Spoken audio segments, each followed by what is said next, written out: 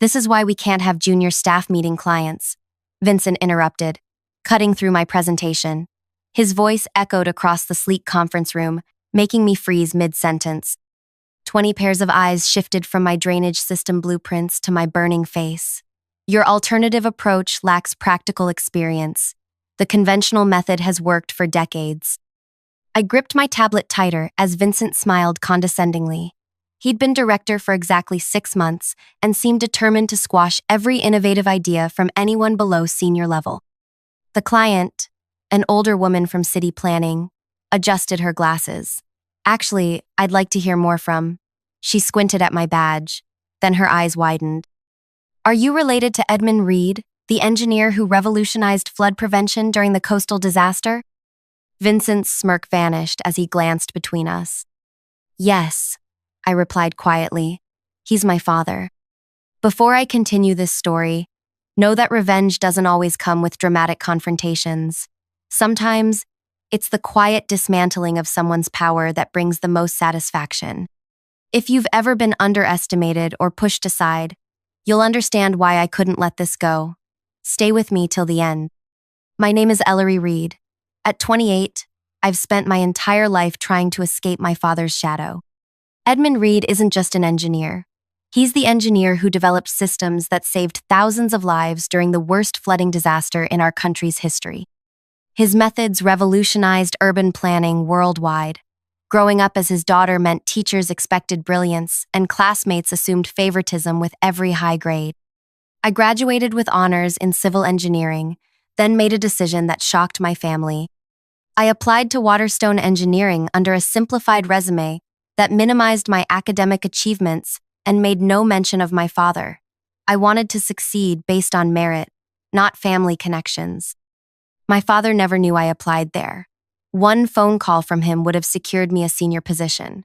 Instead, I started in entry level, working twice as hard as everyone else. For 2 years, I earned modest promotions through dedication and innovation.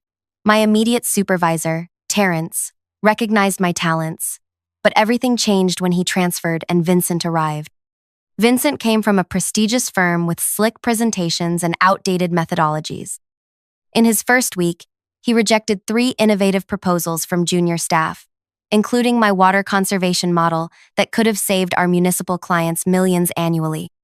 His mantra became, "We follow proven protocols. Innovation comes with seniority."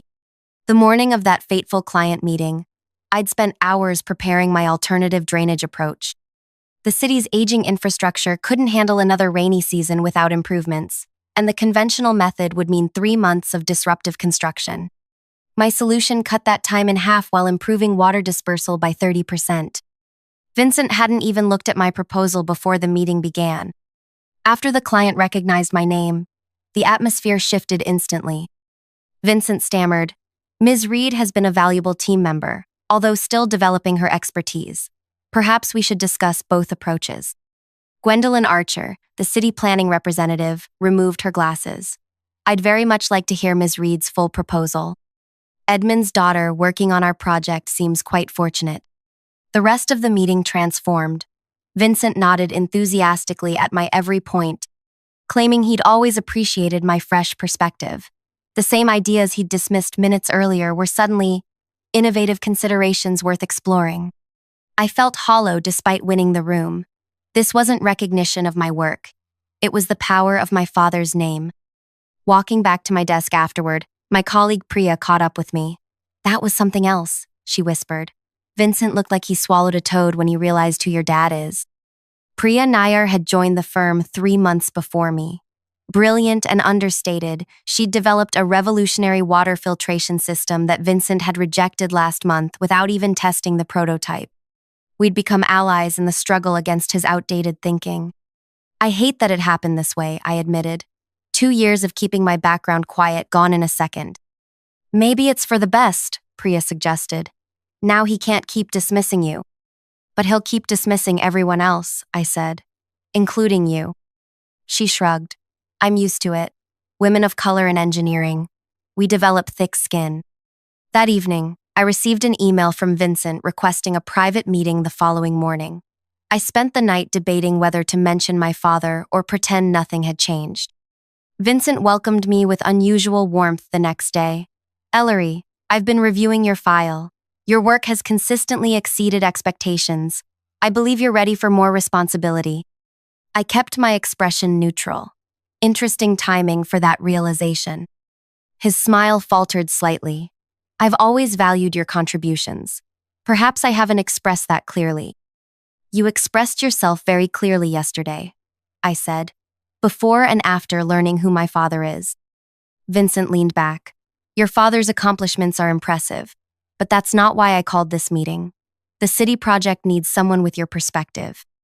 I'd like you to lead the drainage system redesign. The opportunity was exactly what I'd worked for, but the circumstances felt wrong. And if I decline? His confusion seemed genuine. Why would you? It's a career advancement. I want to earn my promotions, not receive them because you're afraid my father might call. Vincent's expression hardened. That's unfair.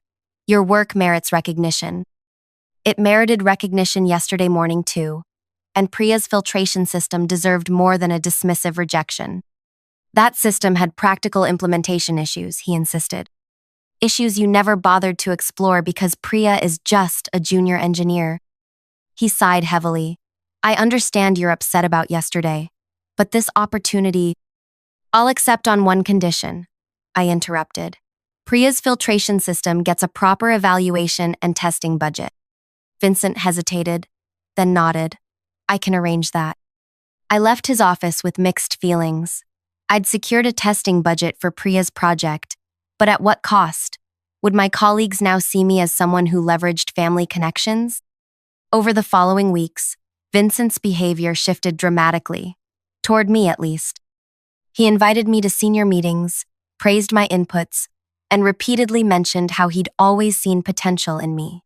Yet his treatment of other junior staff remained unchanged. Ideas were dismissed without proper consideration. Innovation remained the domain of senior engineers. Priya's filtration system received its promised evaluation, but with minimal resources and restrictive parameters. When it inevitably underperformed under those constraints, Vincent smiled sympathetically. See, this is why experience matters. Good concept, impractical execution. I watched Priya's shoulders slump as months of work was dismissed. That night, I called my father for the first time in weeks. Dad, how did you handle people who refused to see the value in new approaches? Edmund Reed's laugh rumbled through the phone. You found one of those, did you? Engineering is full of them. People who mistake familiarity for reliability. This director at work, he's stifling everyone, especially the younger engineers. Ah, the old guard. They forget that every proven method was once an untested innovation. He paused. Does he know you're my daughter? I hesitated. He does now. That's part of the problem. He treats me differently, but still dismisses everyone else. Then you have leverage, my father said simply. Use it wisely. I don't want special treatment. Then don't use it for yourself. Use it for others. His words stayed with me. The next morning, the announcement appeared in our inboxes. The annual Innovation Challenge was opening for submissions. The winning project would receive full funding and implementation support, with significant bonuses for the team involved. This was my opportunity. I approached Priya during lunch. Let's collaborate on an innovation submission. Your filtration system, paired with my distribution model. Her eyes widened. Vincent will never approve it. He won't have to. The judging panel includes the board of directors and external experts. But if we win, he'll be assigned to oversee implementation. I smiled. Exactly. The plan crystallized over the following days.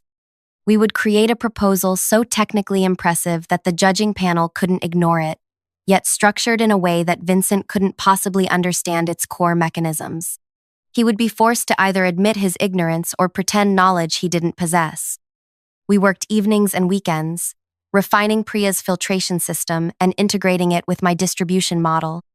The result was beautiful in its efficiency, a water management solution that would save municipalities millions while improving quality and reducing waste. The submission form asked for recommended implementation leadership. Instead of naming ourselves, I listed Senior Oversight, Vincent Hale, Technical Development, Reed, Nayar Team. Priya questioned this decision. Why give him credit? Because this isn't about credit, I explained. It's about exposing competence, or the lack of it. When the finalists were announced, our project made the cut. Vincent called me into his office immediately. Congratulations on making the finals, he said, smiling broadly. I'm honored you recommended me for oversight. You're the director, I replied. It seemed appropriate. Absolutely. Though I'll need a comprehensive briefing on the technical aspects. I nodded. Of course. Though the presentation to the board will need to come from the senior leadership. His smile faltered slightly. Naturally. I'll present the overview, and you can handle any detailed questions. Actually, the guidelines specify that the named project leader must demonstrate comprehensive understanding. Supporting team members aren't permitted to answer questions during the final presentation. The color drained slightly from Vincent's face. I see. Then we should schedule several detailed review sessions. We held 3 review sessions over the following week. In each one, Vincent struggled to grasp the fundamental principles behind our system. Priya and I explained using increasingly complex terminology, providing just enough clarity for him to think he understood before introducing new complications. The day before the final presentation, Vincent looked overwhelmed. Perhaps we should simplify the explanation.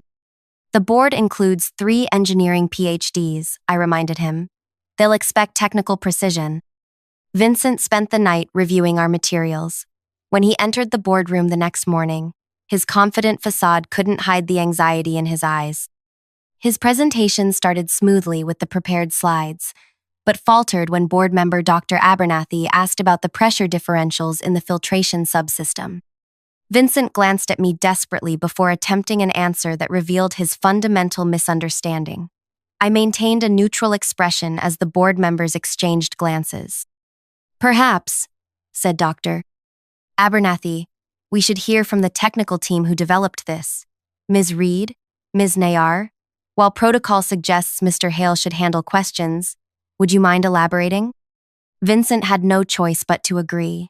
Priya and I explained our system with precision and passion. The board was visibly impressed, asking penetrating questions that we answered with confidence born from genuine understanding. When the winner was announced the following week, our project was selected unanimously. The board's feedback noted, revolutionary approach with clear technical mastery demonstrated by the development team. If you're enjoying this story of workplace justice unfolding, make sure to like this video and subscribe to our channel. Hit that notification bell because the second half reveals exactly how I turned the tables on Vincent. And trust me, the satisfaction of seeing him realize his position was about to change forever is worth every second. Now, let's continue with how the revenge plan truly comes together. The victory celebration was bittersweet. Upper management praised our innovation while Vincent stood nearby, smiling tightly as executives congratulated him on fostering such creativity in his team. No one seemed to notice or care about his fumbled technical explanation during the presentation. The system that mattered in corporate settings was functioning as designed. Credit flowed upward. That evening, as Priya and I shared a quiet dinner to celebrate, she asked the question I'd been avoiding. So what now? We won, but Vincent still looks good to management. I twirled my fork thoughtfully. The presentation was just phase 1. Implementation is where things get interesting. The project timeline gave us 6 months to move from prototype to full deployment. Vincent scheduled our first technical review with stakeholders for the following week, clearly intending to establish himself as the project authority from the start. The morning of the review, he called me into his office. I've prepared the presentation slides, he said, turning his monitor to show me. I've simplified the technical aspects to make them more accessible. I reviewed his slides, noting how he'd reduced our complex filtration mechanisms to basic diagrams that missed crucial elements. These simplifications create inaccuracies, I pointed out. The stakeholders need to understand the actual process. Too much technical detail will confuse them, Vincent insisted. 3 of the 5 stakeholders have engineering backgrounds, I countered. They'll notice the inconsistencies immediately. Vincent frowned. Fine. Add whatever technical slides you think necessary, but keep them for the appendix. We'll only refer to them if questions arise. I nodded and returned to my desk, where Priya waited expectantly. He's setting himself up perfectly, I whispered, updating the presentation with properly detailed technical slides, not in the appendix, but in a separate file. When the stakeholders arrived, Vincent began confidently with his oversimplified presentation. Barely 5 minutes in, the municipal chief engineer raised her hand. This overview seems to omit the pressure differential mechanics that made your proposal superior to conventional systems. Could you elaborate on that? Vincent paused, clearly searching for words. Of course, the differential pressure creates efficiency through advanced flow dynamics. The stakeholders exchanged glances. Perhaps a more detailed explanation? Pressed the engineer. Vincent looked at me desperately. I opened my laptop and displayed the technical slides I'd prepared. If I may, I've prepared some additional materials that might address your question.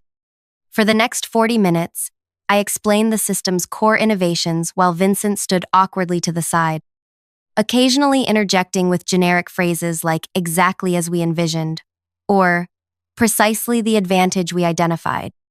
By meeting's end, it was clear to everyone who truly understood the project. As we gathered our materials, the municipal engineer approached me directly. Miss Reed, I'd appreciate it if you could be my direct contact for technical matters going forward. Vincent overheard and quickly inserted himself. All communication should flow through proper channels. As project director, of course, the engineer interrupted smoothly. But for technical questions, I'd prefer speaking with Ms. Reed directly. Efficiency, you understand. This pattern repeated across subsequent meetings. Vincent would begin presentations, struggle with technical questions, and eventually yield the floor to me or Priya. Each time, his authority eroded further while our credibility grew. 3 months into implementation, we faced our first major challenge when groundwater complications threatened to delay construction. Vincent called an emergency team meeting, visibly agitated. This setback could cost us weeks, he announced. We'll need to revert to conventional methods for this section. Priya raised her hand. Actually, our system can adapt to these conditions. The modularity we built into the filtration components allows for reconfiguration. Vincent dismissed her suggestion immediately. That's too experimental. We can't risk further delays. It's not experimental, I countered. It's precisely why our system won the innovation challenge. Adaptability under variable conditions. Theory is different from practice, Vincent insisted. I've made my decision. Rather than argue further, I nodded. We should inform the stakeholders of this change then. They'll need to approve the additional budget and timeline extensions. Vincent hesitated. Is that necessary? Absolutely. Conventional methods will increase costs by approximately 30% and extend the timeline by 5 weeks. That requires stakeholder approval. The color drained from Vincent's face. The project was already under intense scrutiny from upper management, who had promoted it as both innovative and efficient. Explaining why they were abandoning those benefits would raise uncomfortable questions. Perhaps we should explore Priya's suggestion further before making that decision, he conceded. Priya's reconfiguration worked perfectly. The groundwater issue was resolved without delays, further cementing our technical credibility while highlighting Vincent's knee-jerk conservatism. As the project neared completion, results exceeded expectations. Water quality improved by 40%, while operational costs decreased by 25% compared to projections. Local news covered the innovation, interviewing municipal officials who praised the forward-thinking engineering approach. The success caught the attention of neighboring counties. Representatives from 3 municipal authorities requested meetings to discuss implementing similar systems in their regions. Vincent eagerly scheduled these presentations, clearly seeing them as opportunities to rebuild his damaged reputation. The evening before the first presentation, I received a call from Gwendolyn Archer, our original client. Ellery, I wanted to give you advance notice. The county commissioners were so impressed with your work that they're proposing an expanded regional project. They specifically requested you as project leader. My heart raced. That's unexpected. Not to me, Gwendolyn replied. They recognize who truly understands this system. Your director will be informed tomorrow. I thought you deserved to hear it first. The following morning, Vincent conducted his presentation with renewed confidence, unaware of what was coming. When he finished, the county executive smiled and delivered the news. We're prepared to commit to an expanded implementation across 3 counties, with Ms. Reed designated as project leader. Her technical mastery has impressed all our engineering consultants. Vincent's expression froze. Ms. Reed is certainly talented, but as her director, I would naturally oversee any expanded implementation. The executive shook his head. Our proposal specifically requests Ms. Reed's leadership. It's non-negotiable. Vincent struggled to maintain composure as he agreed to discuss internally and respond to their generous offer. Back at the office, he immediately called me into a private meeting. This situation creates an awkward reporting structure, he began.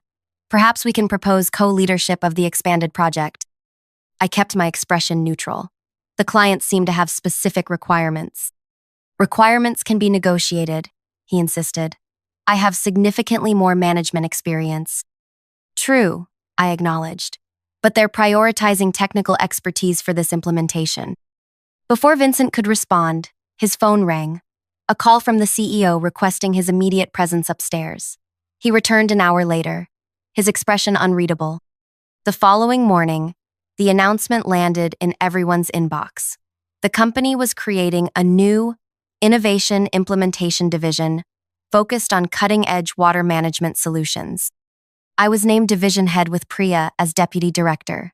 The expanded county project would be our division's inaugural initiative. Vincent remained director of conventional engineering projects, effectively sidelined from the company's most prestigious and profitable new direction. The announcement included a statement from the CEO. This restructuring allows us to leverage the exceptional technical innovation demonstrated by Ellery Reed and Priya Nayar, while maintaining our commitment to proven methodologies under Vincent Hale's experienced leadership. In corporate speak, Vincent had been demoted without changing his title.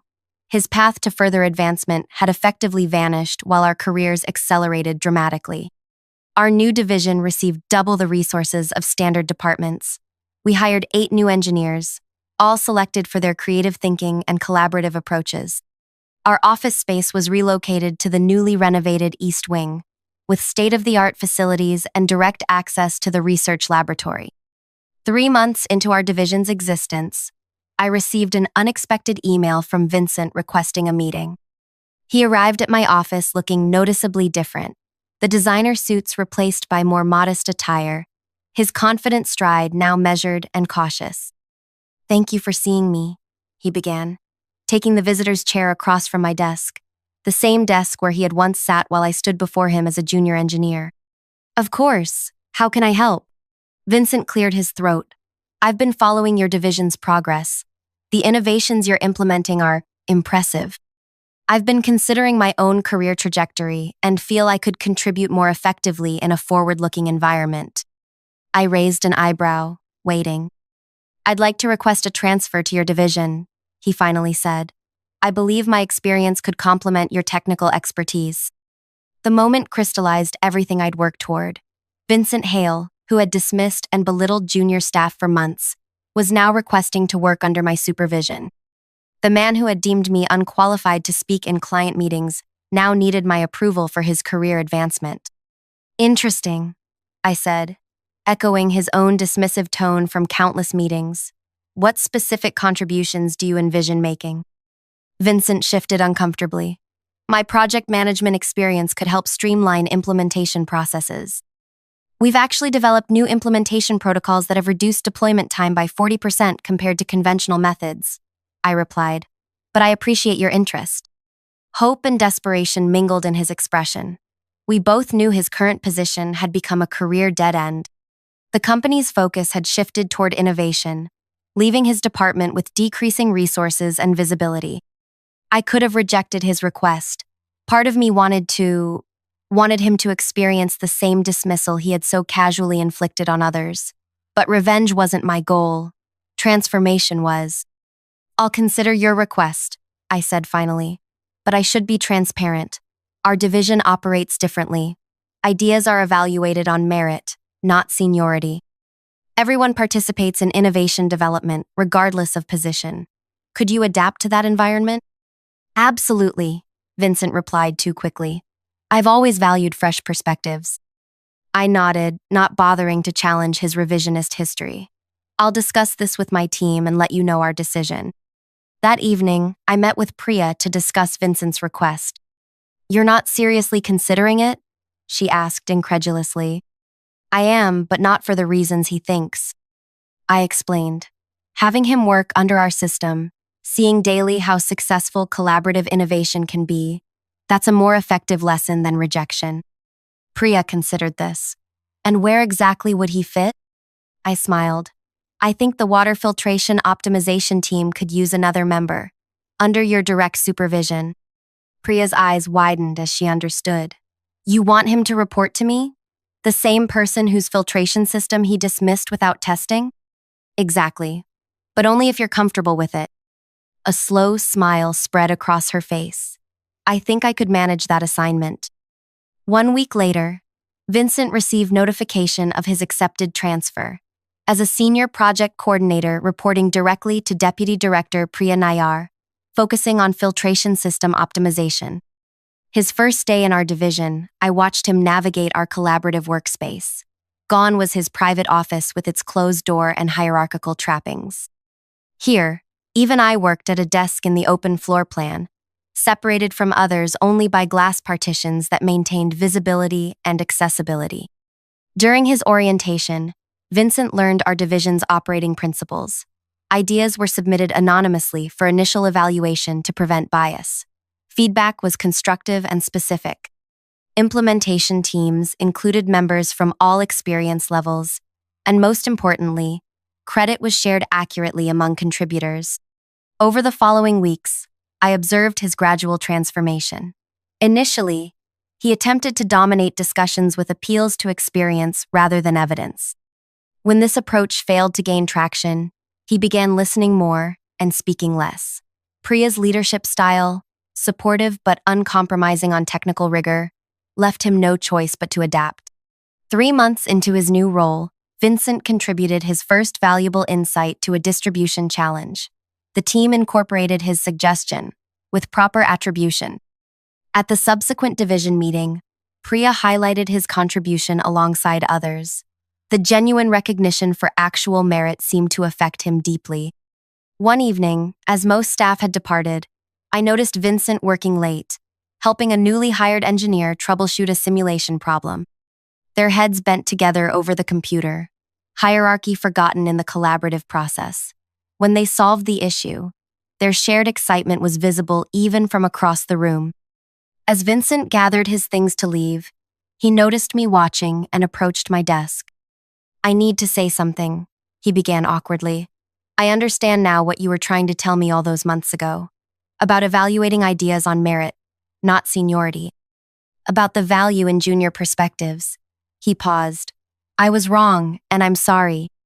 I nodded, accepting his apology without diminishing its importance by dismissing it. This division runs the way engineering should, he continued. Everyone contributing based on what they know, not where they sit in the hierarchy. That was always the goal, I replied. Good engineering isn't about protecting territory. It's about finding the best solutions, regardless of where they originate. Vincent nodded thoughtfully. I wish I'd understood that sooner. As he turned to leave, I called after him. Your distribution modification for the Eastern County. It was genuinely innovative. You should develop it further. The surprise and gratification in his expression confirmed what I'd suspected. Beneath his defensive posturing had been someone who actually wanted to contribute meaningfully, but had forgotten how. My revenge, if you could call it that, wasn't about destroying Vincent's career or publicly humiliating him. It was about creating a system where true merit was recognized, where innovation flourished regardless of rank, and where he had to confront daily the success of an approach he had once dismissed. Vincent now worked diligently under Priya's direction, watching as engineers he once considered too junior to contribute implemented innovations he had rejected.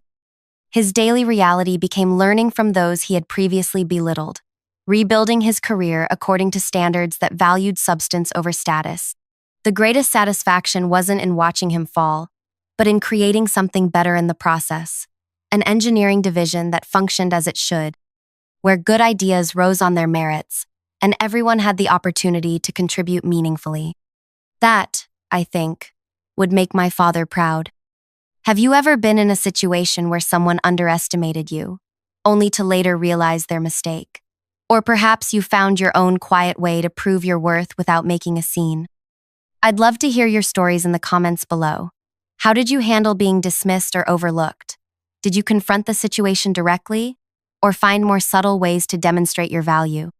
If this story resonated with you, please hit that like button and subscribe to our channel for more narratives about workplace dynamics, professional growth, and the satisfaction of earning recognition through genuine merit rather than connections. Share this video with someone who might need to hear that sometimes the best revenge isn't loud confrontation.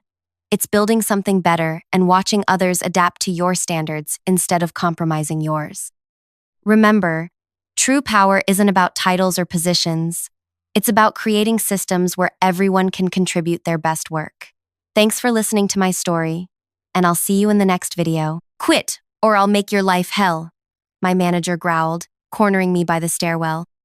His expensive watch glinted as he jabbed a finger toward my chest. Nobody will believe you're missing 8 million theory. Remember who signs your paychecks. I nodded quietly and left, not in surrender, in calculation.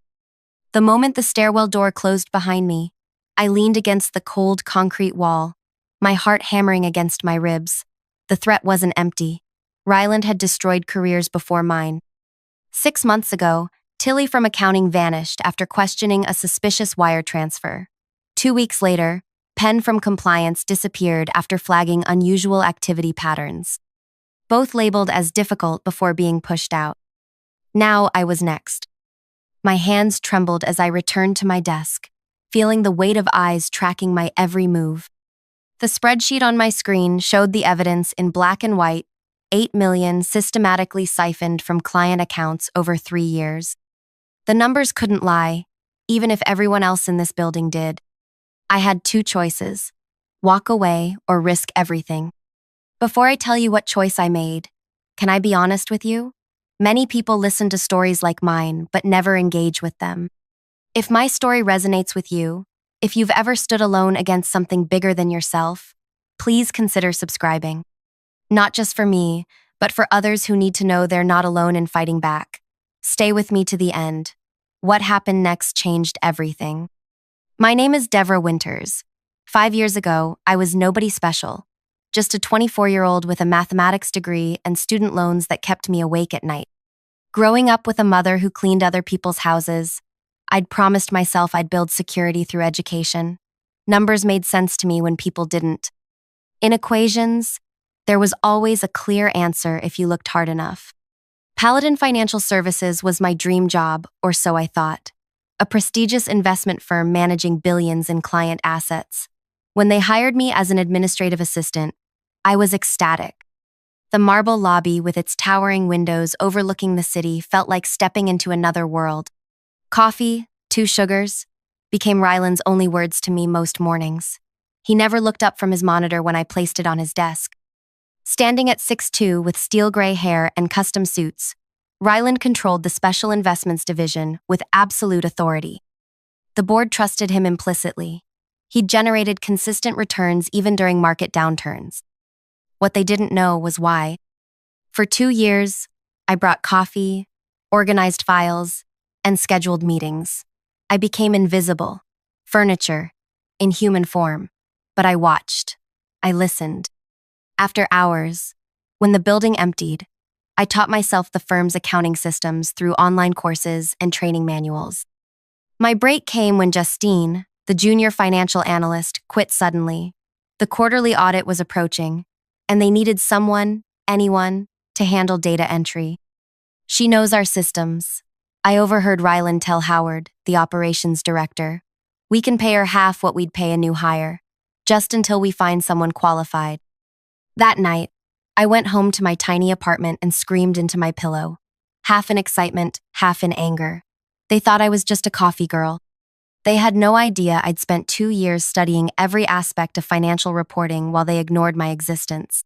When I started in financial oversight, I noticed small inconsistencies. Nothing dramatic, just numbers that didn't quite align. Transactions rounded oddly.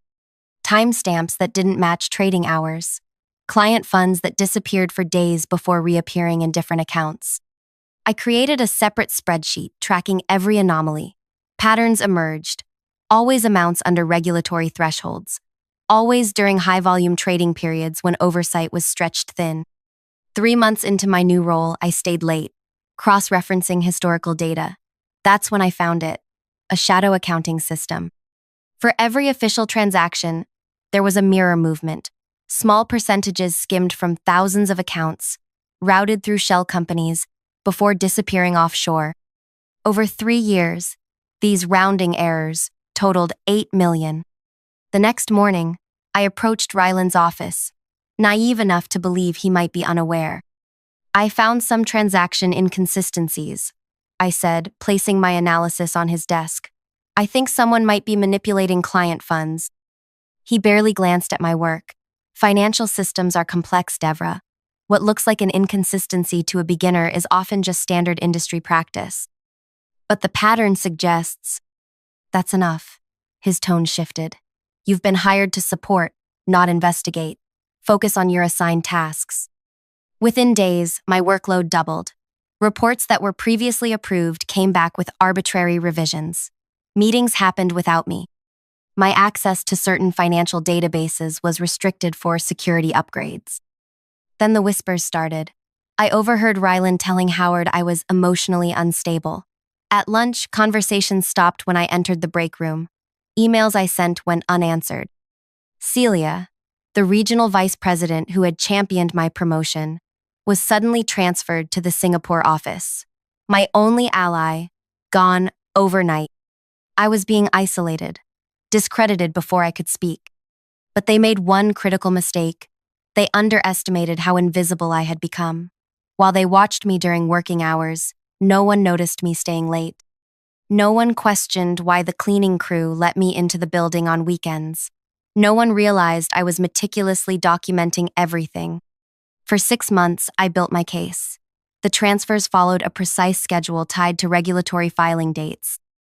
They created illusions of compliance while using investor funds for private ventures, real estate developments in emerging markets, cryptocurrency schemes, and personal expenses disguised as business costs. 7 people were involved across 3 departments. Ryland was the architect, but Howard handled the domestic transfers. Lyra, from compliance, ensured audit blind spots. Ashwin in IT maintained the shadow system. 3 others managed various aspects of the scheme. I needed help, but who would believe me against Ryland's reputation? That's when I remembered Professor Imani Okoro from my university days. She had left academia to work with financial regulators. I reached out through her personal email, careful to use my private account. 2 days later, we met at a coffee shop 10 miles from my workplace. This is significant, she said after reviewing my evidence, but dangerous. These people won't just lose their jobs if exposed. They'll face prison time. I know. My voice was steadier than I felt. Are you prepared for what comes next? Once this starts, there's no going back. Was I? My entire future hung on this decision.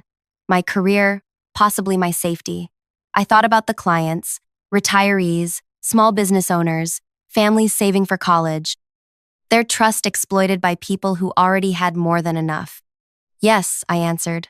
I'm ready. Through Professor Okoro, I connected with investigators who had been watching several investment firms but lacked inside proof. They needed documented evidence and a witness willing to testify. For weeks, I played defeated at work. I hunched my shoulders, avoided eye contact, took lunch at my desk. I became exactly what they thought I was, broken and compliant. All while feeding information to the investigation team.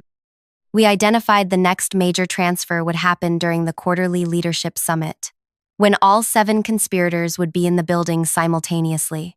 The perfect moment to catch them all. The night before, I couldn't sleep.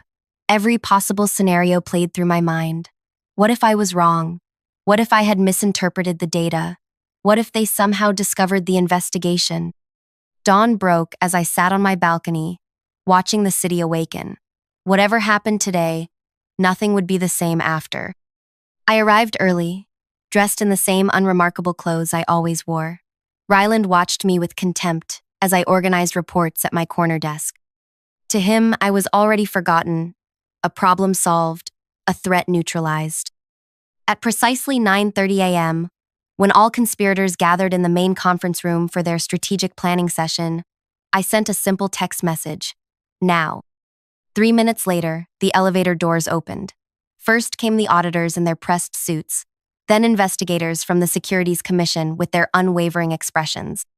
Finally, law enforcement officers, 32 in total, representing every jurisdiction where client money had been hidden. Through the glass walls of the conference room, I watched Ryland's face transform as the procession approached. Confusion, then disbelief, then a dawning horror as understanding set in. The conference room door opened. Ryland Hurst? The lead investigator's voice carried across the suddenly silent office. We have a warrant to search these premises and seize financial records related to client accounts. Every head turned toward me as I stood to join the investigators. The invisible assistant, now impossible to ignore. As Ryland was led past my desk in handcuffs, he hissed, "You're finished. My lawyers will destroy you." I met his gaze steadily. The numbers don't lie, Ryland, and neither do I. What he didn't know, authorities had already frozen accounts in 5 countries. The evidence I had gathered revealed the scheme reached into 4 other investment houses. And the $8 million, that was just the beginning of what they'd stolen. But the real revelation was still to come. As investigators seized computers and documents, I noticed Howard attempting to delete files from his phone. When security took it from him, I knew exactly what they would find, evidence of something far worse than financial fraud. The truth that would shock the entire financial industry was about to be revealed. The investigators confiscated Howard's phone immediately. He tried maintaining composure, but the sweat beading on his forehead betrayed him. I knew what they'd find. Communications with political officials accepting bribes to look the other way. The corruption extended beyond our firm, reaching into regulatory bodies meant to protect investors. As the office descended into chaos, I stood silently watching. Junior staff huddled in corners, whispering frantically. Senior managers made frantic calls to their attorneys. Security escorted a steady stream of investigators carrying boxes of evidence to waiting vehicles. Monique, our receptionist, approached me cautiously. Did you do this?" "I just reported what I found," I replied, gathering my personal items. There was no reason to stay any longer. "But how? Everyone knows Ryland owns this place. Nobody crosses him." I paused, looking around at the office where I'd spent 5 years of my life. Someone had to. As I walked toward the elevator, staff members parted like water. Some glared with hostility. Others nodded slightly in silent acknowledgement. I'd become visible in the most dramatic way possible. Outside, rain fell steadily on the city streets. Detective Alara Mendez waited under the building's awning, her dark eyes assessing me carefully. "We need to talk about protection," she said without preamble. "These people have connections. Things will get complicated." "I'm prepared for that," I replied, though my voice wavered slightly. "Are you?" Ryland made 3 calls before we confiscated his phone. 1 to his attorney, 1 to his wife. She paused. The 3rd was to someone he referred to only as the cleaner. A chill ran through me despite the warm spring air. What does that mean? "It means you're coming with me now." That night, I slept in a hotel room under police protection, jumping at every sound in the hallway. My apartment was no longer safe. My old life had evaporated in a single morning. I stared at the ceiling, wondering if I'd made a terrible mistake. My phone buzzed with a news alert. Major financial fraud uncovered at Paladin Financial Services. 8 million scheme exposed. The article mentioned an unnamed whistleblower who had worked with authorities. By morning, the estimate had grown to 42 million as investigators uncovered the full scope of the operation. By evening, it reached 67 million. What I'd discovered was just the visible portion of a massive iceberg of fraud. For 3 days, I remained in protective custody while the investigation expanded. I provided testimony, explained spreadsheets, and identified key players. Each revelation led to new warrants, new arrests, new scandals. On the fourth day, Detective Mendez entered my hotel room with a grim expression. "There's been a development," she said, setting a laptop on the table. "You need to see this." She opened a video file. The timestamp showed it was recorded the previous night. The image showed Ryland, released on bail, sitting in what appeared to be his home office. "I've been falsely accused," he began, his voice steady as he addressed the camera. "A disgruntled employee with limited understanding of complex financial operations has misinterpreted standard practices. My legal team will prove my innocence completely." He continued smoothly, explaining how young employees often misunderstand the sophisticated financial instruments used by investment firms, how regulatory compliance sometimes requires temporary fund movements that might seem unusual to untrained eyes. "He's good," Detective Mendez said, pausing the video. "Very convincing." "He's lying," I replied. The evidence is complicated, technical. He's turning this into a story about a naive young woman making wild accusations against an established financial expert. She studied my reaction. He's posted this everywhere. It's gaining traction." My stomach tightened. Of course he would fight back this way, discrediting me publicly while his legal team worked to dismantle the case. It was smart. It might even work. "There's more," she continued, scrolling to another video. This one showed Howard, also released on bail, approaching reporters outside the courthouse. "Devra Winters was repeatedly denied promotion due to performance issues," he told the cameras. "This is her retaliation. A vindictive attempt to damage the firm that gave her opportunities despite her limitations." My face burned with anger. "That's absurd. I have documentation that will take months to sort through in court," Detective Mendez interrupted. "Meanwhile, they're controlling the narrative. These are powerful men with powerful friends. So what do I do?" "That depends," she said, closing the laptop. "How far are you willing to go?" The question hung between us, heavy with implication. I thought about my mother, who had scrubbed floors for 30 years without complaint, who had taught me that justice mattered more than comfort, who had died 2 years earlier, never seeing me become anything more than an assistant. "Whatever it takes," I answered. The next morning, Professor Okoro arrived at the hotel with a large envelope and a determined expression. "The officials are getting pressure from above," she said without greeting. "2 senators and a governor have made calls questioning the investigation. The case is solid, but public opinion is shifting as Ryland's PR machine works overtime." She spread documents across the bed, but they made one critical mistake. They assumed you only had access to Paladin's systems. I leaned forward, examining the papers. They were financial records from 4 other investment firms, companies where Ryland and his associates held board positions or advisory roles. "How did you get these?" Professor Okoro smiled tightly. "Let's just say you're not the only one who's been watching them. For years, certain patterns have raised flags. But without internal confirmation, regulators couldn't move forward. Together, we spent hours analyzing the documents, the same techniques, the same shell companies, the same timing patterns, replicated across multiple firms. Conservative estimates put the total fraud at over 200 million. "This isn't just about Paladin anymore," Professor Okoro said. "This is about exposing a systemic problem across the industry." "But how do we get people to listen? Ryland's already painting me as incompetent and vindictive."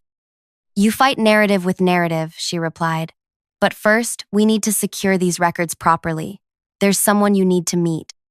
That afternoon, we drove to a nondescript office building in the business district. The sign on the door read simply, "Veritas Consulting." Inside, a woman with silver-streaked black hair waited, her posture military straight. "Devra, this is Zahira," Professor Okoro introduced us. "Former financial crimes prosecutor. Now she works independently." Zahira assessed me silently before speaking. You've stirred up a hornet's nest. I didn't intend to. Intention is irrelevant. Results matter. She gestured for us to sit. Your evidence is compelling but complex. The public doesn't understand financial minutia. They understand stories, villains, and heroes. I'm not trying to be a hero, I protested. Then you've already lost, Zahira replied sharply, because Ryland is very comfortable playing the villain who's been wrongly accused. His narrative is simple and believable. Ambitious young woman misunderstands complex systems and makes false accusations when denied advancement. The truth of her words stung. In the public arena, technical evidence couldn't compete with a compelling story. So what do? I asked for the second time in 2 days. You tell your story, not just the fraud, but who you are, why you did this. Make people understand what was at stake. Zahira leaned forward. And you reveal the one thing they don't expect you to know. What's that? The names of their clients, the ones they stole from, the real victims. My pulse quickened. I don't have that information. Client data was restricted. Zahira exchanged glances with Professor Okoro. We do. And it's not just wealthy investors. They've been skimming from pension funds. Retirement accounts for teachers, firefighters, public servants. Over 60,000 people affected. The revelation hit me like a physical blow. I had assumed the victims were wealthy investors who could absorb the losses. Learning that ordinary people like my mother, had been the targets transformed my understanding of the case. There's a congressional hearing scheduled for next week, Zahira continued. Originally just a procedural meeting about financial regulations. Now they're expanding it to address this case. Ryland and Howard have been called to testify. And me? If you're willing, yes. But you'll be walking into hostile territory. Several committee members have received campaign contributions from firms connected to Paladin. I thought about running, changing my name, moving to another city, trying to outpace the inevitable retaliation. It would be the safer choice, the rational choice. But the faces of 60,000 invisible victims flashed through my mind. People who, like me, had once been furniture in human form to Ryland and his associates. I'll do it, I said. For the next 5 days, we prepared intensively. Zahira coached me on testimony techniques. Professor Okoro helped organize the financial evidence into clear, understandable segments. Detective Mendez provided updates on the expanding investigation, now spanning 7 states and 3 countries. The night before the hearing, I stood at my hotel window, watching the city lights below. My phone buzzed with a text from an unknown number. Walk away now. Last chance. I showed it to Detective Mendez, who added it to the growing file of threats. Some were explicit violence. Others promised character assassination. All confirmed I was on the right path. Sleep evaded me that night. Instead, I rehearsed my testimony once more, focusing on the human impact rather than just the numbers. By dawn, I felt ready. Terrified, but ready. The hearing room was smaller than I'd imagined, but packed with people. Cameras flashed as I entered. Journalists scribbled notes. At the front table, Ryland and Howard sat with their attorneys, studiously avoiding looking in my direction. Committee members filed in, taking their elevated seats like judges at a tribunal. Chairperson Congresswoman Yvette Torres called the session to order with a sharp gavel tap. Today, we address serious allegations of financial fraud at Paladin Financial Services and potentially other institutions, she began. We will hear testimony from key figures involved. Ryland testified first, his voice confident as he dismissed the allegations as misunderstandings by junior staff unfamiliar with standard industry practices. Howard followed, reinforcing the narrative of my incompetence and vindictiveness. Several committee members asked softball questions, clearly sympathetic to the accused. Others pressed harder but became tangled in technical details that Ryland easily deflected. Then it was my turn. As I took my seat at the witness table, Ryland smirked slightly, the same dismissive expression I'd seen countless times when he barely acknowledged my existence. It steadied my nerves somehow, reminding me exactly why I was there. Ms. Winters, Congresswoman Torres began, Please explain your role at Paladin Financial Services and how you came to make these allegations. I took a deep breath and leaned toward the microphone. 5 years ago, I joined Paladin as an administrative assistant. I began. I brought coffee, organized files, and became invisible to the executives. That invisibility became my greatest asset. I explained my journey clearly, my self-education, my promotion, my discovery of the discrepancies. I detailed the systematic fraud without technical jargon, making the complex scheme understandable to everyone listening. But this isn't just about numbers, I continued, pulling out a folder Zahira had prepared. This is about people, real people whose futures were stolen. I read names and details. A retired schoolteacher whose pension fund had been skimmed, leaving her struggling to pay for medication. A firefighter whose disability benefits had been reduced because of market fluctuations that were actually theft. A small business owner whose retirement savings had diminished while Ryland purchased his third vacation home. The room fell silent as the human cost became clear. Even sympathetic committee members shifted uncomfortably.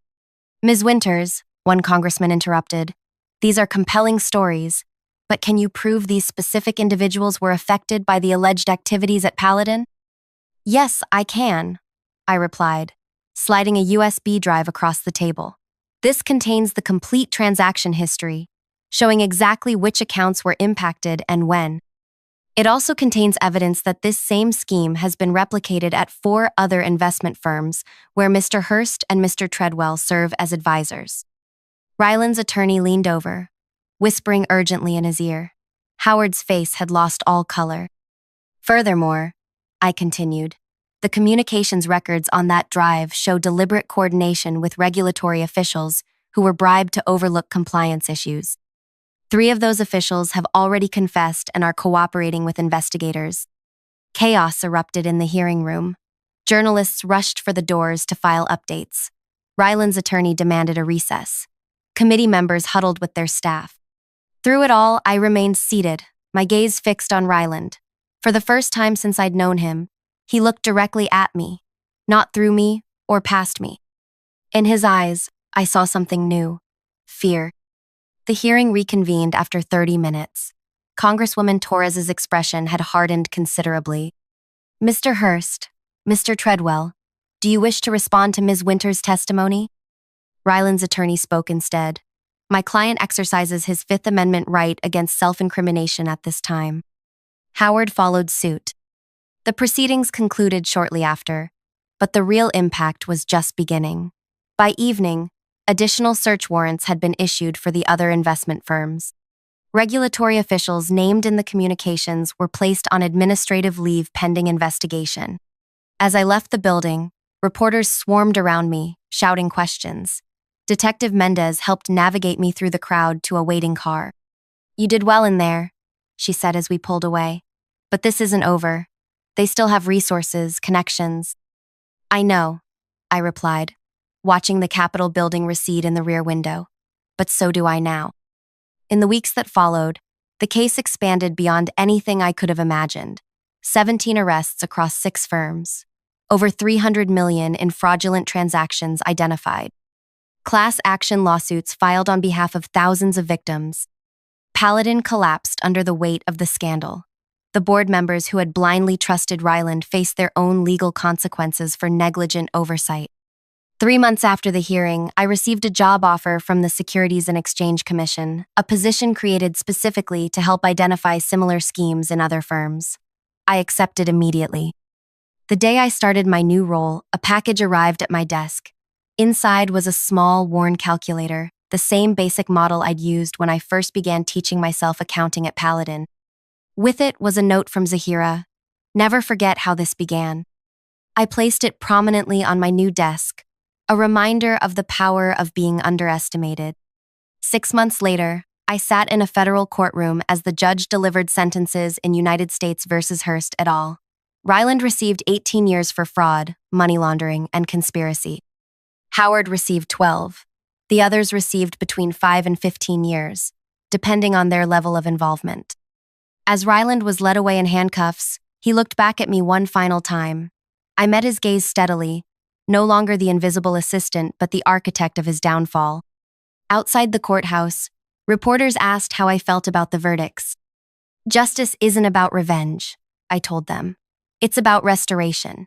The money recovered will go back to the people it was stolen from. That's what matters most. But privately, as I walked away from the cameras, I allowed myself a moment of satisfaction. The manager who had threatened to make my life hell was beginning nearly 2 decades in prison. The executives who had dismissed me as furniture had lost everything. And the invisible assistant had become the most visible person in the industry. If you're watching this and feeling powerless in your own situation, remember my story. Sometimes being underestimated is your greatest advantage. Sometimes the person they ignore becomes the person they can't forget. And sometimes, when you stand up for what's right, even when you're standing alone, others will eventually stand with you. Like, subscribe, and share if this resonated with you. There are more stories of justice coming, and I wouldn't want you to miss them. Remember, even the most powerful systems can be changed by one person who refuses to look away. The rain pounded mercilessly against the windows as I sprinted back to my office building, my heels splashing through puddles. 3 hours ago, I'd handed my office keys to a young intern struggling with a fussy baby in the downpour. 3 hours ago, I'd felt like a hero, extending kindness when she needed it most.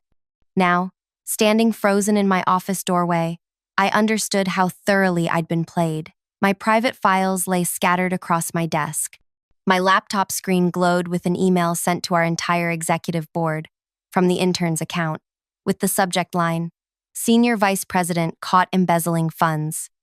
Attached were altered versions of my confidential reports, twisted to make it appear I'd been siphoning company money for years. The very reports I'd spent months meticulously creating to prove our CEO, Grant, was the actual criminal. My phone vibrated violently in my pocket. 17 missed calls, 29 text messages, all variations of, "What have you done?" and "Security is looking for you." The intern, Thalia, was nowhere to be seen. Neither was her baby. Just the lingering scent of baby powder mixed with expensive perfume I recognized but couldn't place. I stumbled to my desk, legs trembling as I scrolled through the fabricated evidence. They'd used my own documentation against me, altering just enough details to transform me from whistleblower to criminal. Years of financial expertise turned against me with surgical precision. The office phone rang, making me jump. I answered automatically. "Margot." Grant's voice slithered through the line, honeyed with false concern. "Security is on their way up. I'd suggest not making a scene." "This is insane," I whispered, throat constricting. "You know I didn't do this." "What I know," he said, dropping all pretense, "is that you should have minded your own business. Did you really think I wouldn't notice you digging? You're good, Margot, but not that good. That intern is exactly where she belongs. Unlike you." His chuckle felt like nails on my skin. "By the way, she mentioned how eagerly you gave her access to everything. So trusting." The line went dead as the elevator down the hall dinged. Heavy footsteps approached. I grabbed my personal phone and purse, leaving everything else behind. The back stairwell would lead to the parking garage. I'd figure out my next move from there. As I pushed through the door, I caught sight of Thalia stepping out of Grant's private elevator across the lobby. She no longer looked harried or desperate. Her posture was confident, regal even, no baby carrier in sight. She turned slightly, her face catching the light. Recognition slammed into me like a physical blow. The woman wasn't some random intern. I'd seen her face once before, in the background of a photo on Grant's desk. His wife's younger sister. The pieces clicked together with nauseating clarity as security rounded the corner. I slipped into the stairwell, my world crumbling with each step down. I had just been systematically destroyed by a woman who never needed my help at all. Before I continue this story, I want to thank you for listening. If you're feeling the rage and betrayal building inside you like I did that day, please hit that like button. Drop a comment with what you think is coming next. Believe me, you won't see it coming. And subscribe to make sure you don't miss how this ends. Trust me when I say revenge is a dish best served with unexpected ingredients. My name is Margot Winters, and until that rainy Tuesday afternoon, I was Senior Vice President of Finance at Skyward Investments. I'd spent 15 years climbing the corporate ladder, breaking glass ceilings along the way. I was known for my unflinching integrity and analytical mind. The financial world respects numbers because they don't lie, and I respected them too. I grew up in a small town where my mother cleaned hotel rooms and my father drove trucks. They taught me that hard work and honesty would take me places. And they did. Scholarship to university, internships that became job offers, promotions earned through sleepless nights, and brilliant financial strategies. When I joined Skyward, I was the only woman in senior leadership. The men in their identical suits with their identical haircuts watched me like hawks, waiting for me to fail. I never gave them the satisfaction. Then Grant Ackerman became CEO, charismatic, brilliant, ambitious. He valued my insight when others dismissed it. For the first time, I felt truly respected. When he asked me to dinner to discuss a project, I told myself it was purely professional. 5 dinners later, we crossed a line I'd promised myself I never would. Our affair lasted 7 months before I discovered the wedding photo tucked in his desk drawer during a late-night work session. He'd never worn a ring, never mentioned a wife. The betrayal burned through me, but I kept it professional when I ended things. The company needed my expertise, and I refused to let a personal mistake derail my career. Grant accepted my decision with surprising grace. We developed a new normal. Colleagues, nothing more. I buried myself in work, determined to prove my value extended far beyond whatever had passed between us. That's when I noticed the discrepancies. Small at first. Reporting irregularities. Investments that appeared profitable on paper but showed concerning patterns when analyzed deeply. As SVP of Finance, it was my job to investigate. What I found sent ice through my veins. Grant was systematically inflating company performance while quietly selling his own shares. Classic securities fraud, but executed with exceptional skill. If it continued, thousands of investors would lose everything while he walked away wealthy. I compiled evidence meticulously, planning to present it to the board once it was irrefutable. I told no one. Trust had become a luxury I couldn't afford. Then came the rainy day when Thalia appeared in our lobby, struggling with a baby and stack of files, spinning a heartbreaking tale about a canceled daycare and a critical deadline.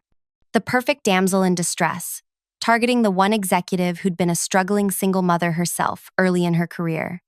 My own daughter Zoe was in college now, but I remembered those days vividly. The impossible juggling act, the judgment from colleagues, the fear of asking for help. So I gave Thalia my keys, my trust, and access to everything she needed to destroy me. By midnight, my company keycard no longer worked. My email was deactivated. The security team had escorted me out like a criminal while staff watched wide-eyed. Grant stood in his office doorway, his expression a masterclass in disappointed concern. I drove home in a daze, windshield wipers beating a rhythm that matched my racing heart. My phone lit up with a text from an unknown number. "You should have stayed in your lane." I pulled over, hands shaking too badly to drive. Rain hammered against my car as I finally allowed myself to break down. 15 years of building my reputation, gone in 3 hours. When the tears subsided, something else took their place. A cold, clear resolve.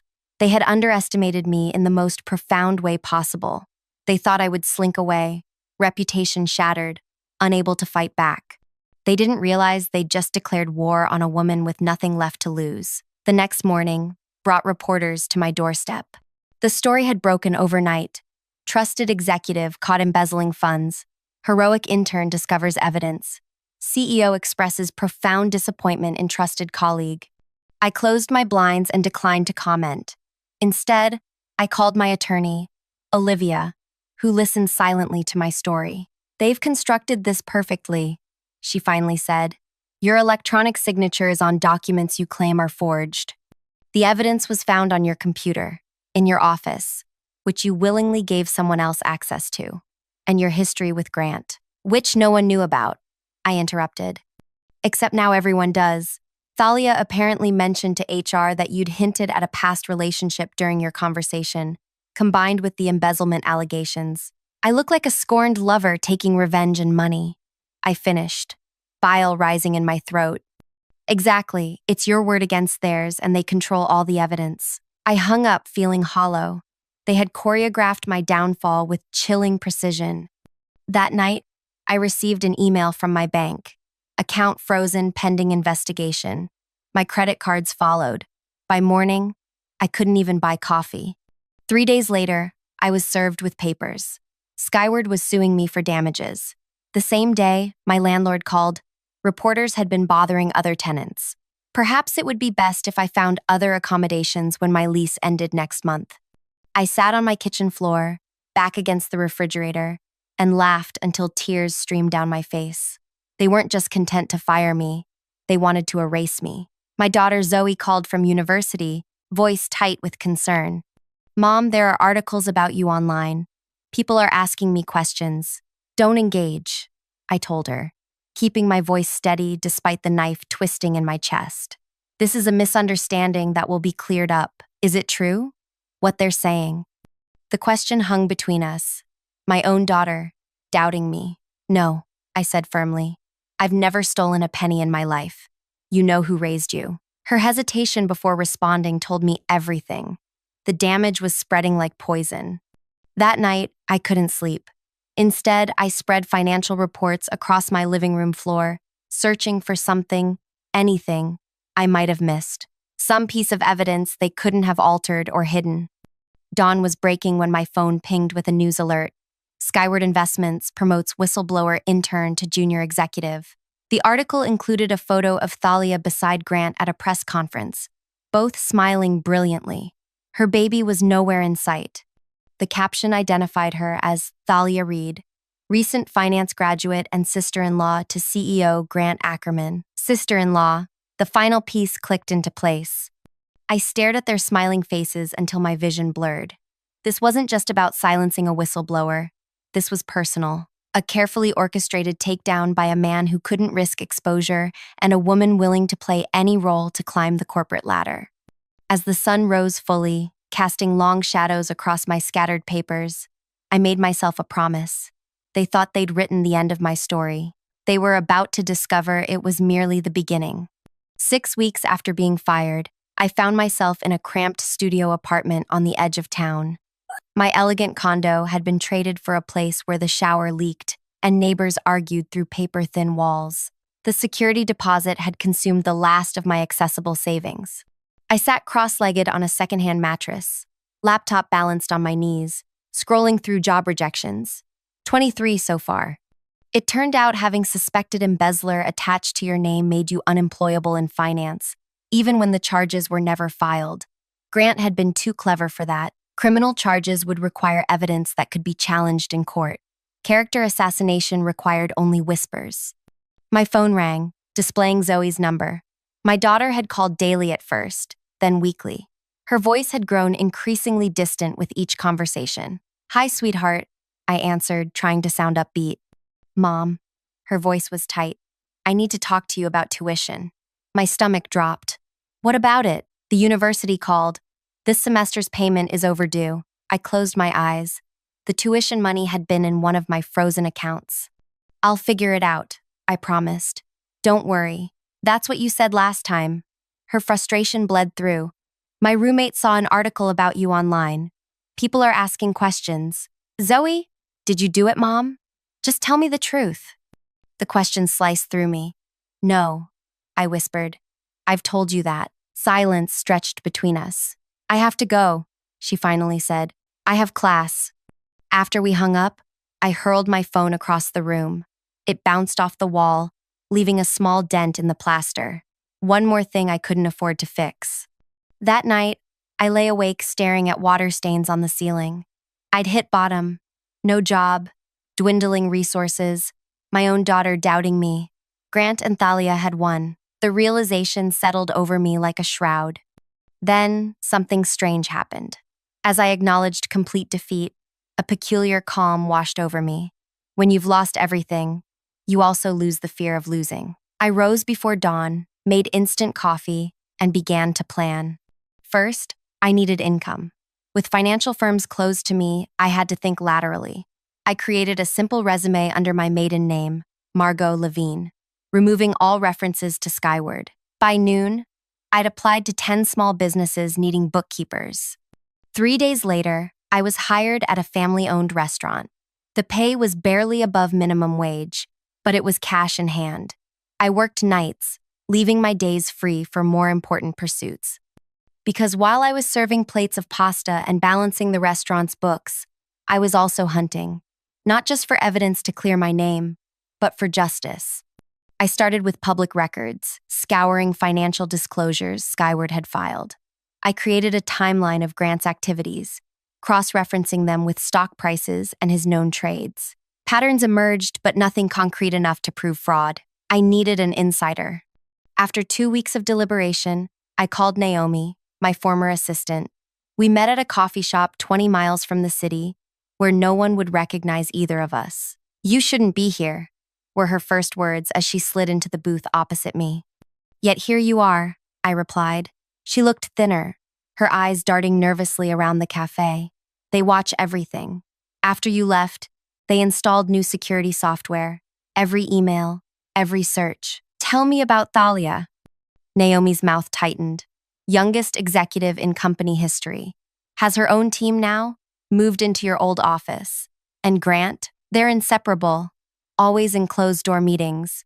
The rumor mill is active. I nodded. Not surprising. His wife? Clueless, apparently. Or in denial. Naomi hesitated. There's something else. The quarterly reports?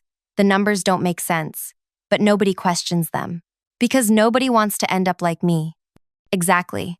She glanced at her watch. I need to go. As she stood, I touched her wrist. Why did you come today, Naomi? Her eyes met mine. Because I checked the numbers myself. You weren't lying. She slid a flash drive across the table. I could lose everything for this. I already have, I reminded her. The drive contained internal projections, board presentations, and emails. Valuable, but still circumstantial. Grant had covered his tracks meticulously. Any accusation from me would look like the desperate flailing of a disgraced executive. I needed leverage, something so undeniable it couldn't be dismissed. Days blurred into weeks. I worked at the restaurant, lived frugally, and built my case methodically. I created a secure email account and began reaching out to financial journalists, testing the waters with hypothetical scenarios mirroring Skyward's activities. Most ignored me. One suggested I seek psychiatric help. 3 months after my firing, Skyward announced record profits and a major expansion. The stock soared. Grant appeared on financial news programs, charming and confident. Thalia stood in the background of these interviews, her calculated gaze never far from him. That night, I saw them together in person for the first time since my downfall. The restaurant where I worked was catering a charity event. I was helping in the kitchen when Grant and Thalia swept in with a group of executives. They claimed a table in the corner, champagne flowing freely as they celebrated their success. I watched through the kitchen door as Grant rested his hand on Thalia's lower back, leaning in to whisper something that made her laugh. His wedding ring caught the light. My hands shook so badly I dropped a tray of appetizers. The crash drew attention from nearby tables. Grant glanced over, his eyes passing over me without recognition. I'd dyed my blonde hair dark brown and lost enough weight that my cheekbones stood sharp against my skin. To him, I was just another invisible service worker. "You okay?" asked the head chef. I nodded, kneeling to clean the mess, keeping my head down as bitter rage coursed through me. After they left, I found a napkin at their table with Thalia's lipstick print and a note scrawled in Grant's handwriting. Penthouse, 11 p.m.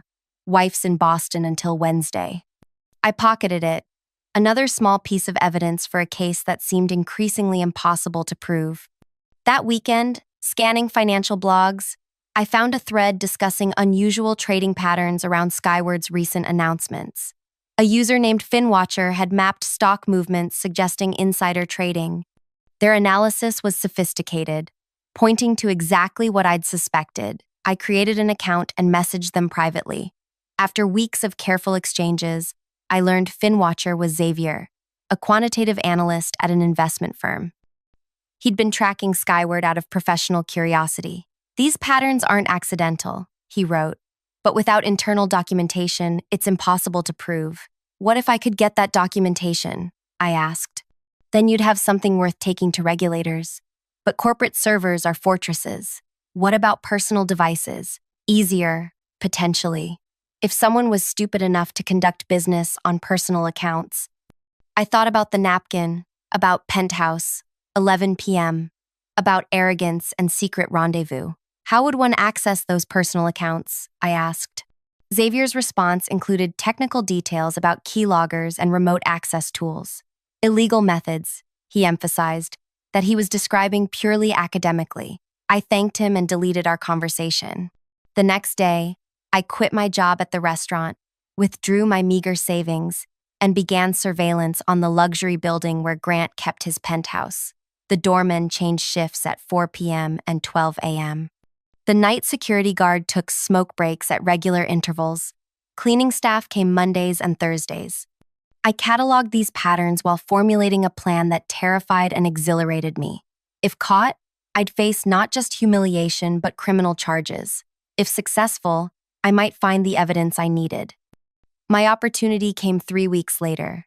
Through careful observation and strategic conversations with building staff, I learned Grant would be hosting a private party at his penthouse. Caterers would be coming and going throughout the evening. I spent my last $100 on a catering company uniform and fake ID badge. Heart pounding, palms sweating, I walked into the building carrying a tray of desserts, nodding confidently to the doorman. Penthouse, I said. Mr. Ackerman's party. He waved me toward the service elevator. Grant's penthouse occupied the top floor, all glass and gleaming surfaces showcasing panoramic city views. Staff bustled about, setting up for what appeared to be an intimate gathering. 8 place settings on a dining table. Flowers, candles, soft jazz playing from hidden speakers. I moved efficiently, placing my desserts in the kitchen where 3 caterers worked. No one questioned my presence. In service uniforms, we were functionally invisible. Where's the restroom? I asked a harried chef. Through the hall, left at the artwork.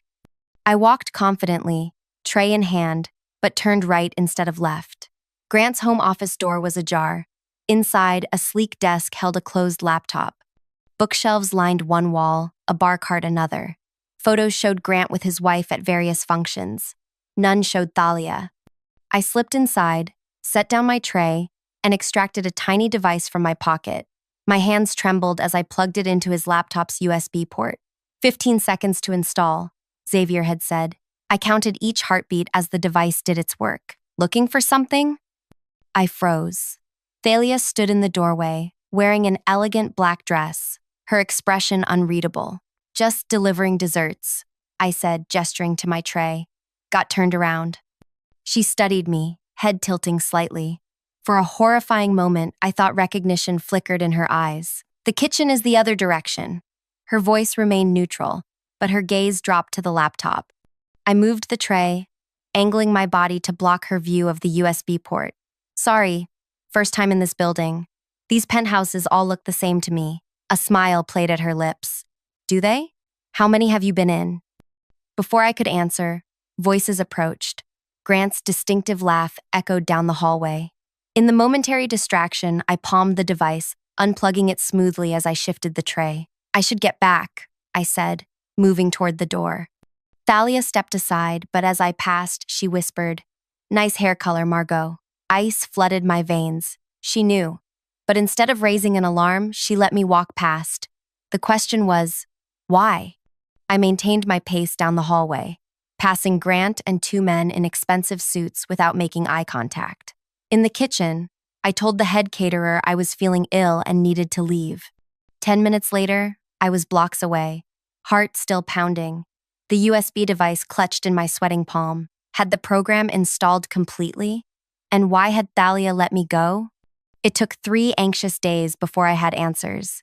The keylogger was functioning, sending Grant's keystrokes to a secure server. I watched as he logged into email accounts, financial platforms, messaging apps. Passwords and private conversations flowed to me like toxic gifts. What I discovered exceeded my worst suspicions. Grant wasn't just manipulating Skyward's stock for personal gain. He and Thalia were systematically looting the company through a complex scheme involving falsified contracts and offshore accounts. Millions had already been diverted. Even more disturbing were their private messages. Their relationship went beyond professional and into territory that would destroy both their careers and Grant's marriage if exposed. But most chilling were their occasional references to me. Still worried about the M problem? Thalia had written. She's finished, Grant replied. Working at some restaurant last I heard. Nobody believes a word she says. She's smarter than you give her credit for. Smart doesn't matter when nobody's listening. He was right. Even with this evidence, who would believe me? I was the disgraced executive with a vendetta. Any accusation would look like desperate revenge. I needed a plan that didn't rely on my credibility, one that would force the truth into the open through channels Grant couldn't control. That night, as I reviewed their messages, I noticed something odd. Every Tuesday, Grant forwarded specific financial documents to Thalia's personal email rather than her company account. Why the secrecy when they worked together openly? I followed the digital trail, which led to a startling discovery. Thalia wasn't just Grant's accomplice. She was his insurance policy. The documents she safeguarded would implicate him if anything went wrong, or if he ever tried to betray her. She was protecting herself, exactly as I would have done. A plan began forming, dangerous, potentially catastrophic, but with a slim chance of success. It would require perfect timing, technical precision, and the willingness to risk everything on one final gamble. As I mapped out each step, my phone rang. An unknown number. Hello? I answered cautiously. Ms. Winters? A formal male voice. This is Detective James Carson, Financial Crimes Division. We'd like you to come in for questioning regarding some new information about Skyward Investments. My blood ran cold. Had I been discovered? Was this the end before I'd even begun? What sort of information? I managed to ask. I'm not at liberty to discuss details over the phone. Tomorrow morning, 9 a.m. at the downtown precinct. The line went dead. I sat motionless, possibilities racing through my mind. A trap? Legitimate investigation? Either way, I had hours, not days, to decide my next move. The digital evidence I'd gathered lay spread before me, proof of crimes far greater than what I'd initially uncovered. If I brought it to the police now, would they believe me? Or would Grant's influence bury the truth once more? Dawn found me still awake, my decision made. I would attend the meeting, but not empty-handed. I carefully selected and printed key documents, organizing them chronologically, evidence that told a story even skeptics couldn't ignore. As I sealed everything in an envelope, my phone chimed with an incoming email. The sender, Thalia Reed. The subject line made my heart stop. I know what you did. Let's talk. The message contained just an address and a time. That evening, 7 p.m. I stared at the screen, adrenaline coursing through me. Thalia knew about the keylogger, had probably known the moment I left the penthouse, yet she'd said nothing to Grant. His messages showed no awareness of being monitored, which meant Thalia had her own agenda, separate from his. I had 12 hours until the police meeting, 10 until Thalia's invitation. Somewhere in those intersecting timelines lay either my redemption or my final downfall. I picked up my phone and dialed the one person who might still be willing to help me, the one person who'd seen the real numbers and knew I was telling the truth. Naomi, I said when she answered. I need one more favor. Naomi agreed to meet me at a 24-hour diner halfway between the city and my apartment. When I arrived, she was already there, fidgeting with a paper napkin, tearing it into tiny strips. This is insane, she said as I slid into the booth. If anyone finds out I'm helping you, no one will, I assured her, though I couldn't guarantee anything anymore. I just need information. What's happening at Skyward? Any whispers about an investigation? She shook her head. Nothing official, but there's been tension. Grant and Thalia had a closed-door argument yesterday, voices raised enough that people noticed. About what? No one knows. But afterward, Grant canceled his meetings and left early. Thalia stayed late, going through files in her office. Your old office. My mind raced, connecting dots. Has she been acting differently lately? More cautious? More independent? Naomi considered this. Actually, yes. She's been making decisions without consulting Grant first. Small things, but noticeable. Last week, she vetoed one of his proposals in front of the executive team. Everyone was shocked. Interesting. The power dynamic was shifting. And the detective who contacted me? Carson from Financial Crimes? Never heard of him. She hesitated. But Margot, there's something else. The board called an emergency meeting for tomorrow afternoon. Closed door, executives only. The timing couldn't be coincidence. Any idea what it's about? No, but she lowered her voice. Thalia's been meeting privately with board members. One by one, very discreetly. The pieces were starting to form a picture I hadn't anticipated. Thalia wasn't just Grant's accomplice. She was positioning herself for something more. One last question, I said. If someone wanted to access the main conference room's projection system remotely, how would they do it? Naomi stared at me. You're not planning something stupid, are you? I just smiled. After extracting the technical details I needed, I returned to my apartment to prepare for the morning's police interview. I selected evidence carefully, enough to be compelling without revealing how I'd obtained it. Then I tried to sleep, managing only fitful dozes between anxious planning. At 8:30 a.m., I arrived at the downtown police precinct, dressed in the most professional outfit I could still afford, a simple black dress and blazer that hung loose on my thinner frame. I gave the detective's name at reception and was directed to a small interview room. 10 minutes later, the door opened. The man who entered wasn't wearing a police uniform, but a crisp suit with an ID badge clipped to the pocket. Ms. Winters, I'm Detective Carson. Thank you for coming in. You didn't give me much choice, I replied, studying him. His demeanor was professional but not hostile. We received some interesting documentation regarding financial irregularities at Skyward Investments. He opened a folder, revealing printouts similar to what I'd gathered. These came from an anonymous source, but they reference matters you apparently raised concerns about before your departure. My pulse quickened. Someone else had sent evidence? May I? I gestured to the papers. He pushed them toward me. The documents outlined precisely the fraud I'd discovered, but with additional details I hadn't known. Offshore account numbers, transaction dates, even minutes from private meetings I hadn't been privy to. Do you recognize this information? Carson asked. Some of it. I kept my voice neutral. I identified similar patterns before I was fired, but not at this level of detail. The allegations against you. Embezzlement, wasn't it? Those charges were never filed. Because they were fabricated, I said. I was framed to discredit my discoveries about the actual fraud happening at Skyward. Carson's expression revealed nothing. That's a serious accusation. Yes, it is. One I can substantiate. I slid my own folder across the table. These documents show the actual financial manipulations taking place, primarily orchestrated by CEO Grant Ackerman and executive Thalia Reid. He raised an eyebrow. The whistleblower who exposed your alleged crimes, the accomplice who helped frame me, I corrected. For the next hour, I walked him through the evidence, explaining the complex financial scheme, while carefully avoiding any mention of how I'd obtained my information. Carson took notes but remained frustratingly unreadable.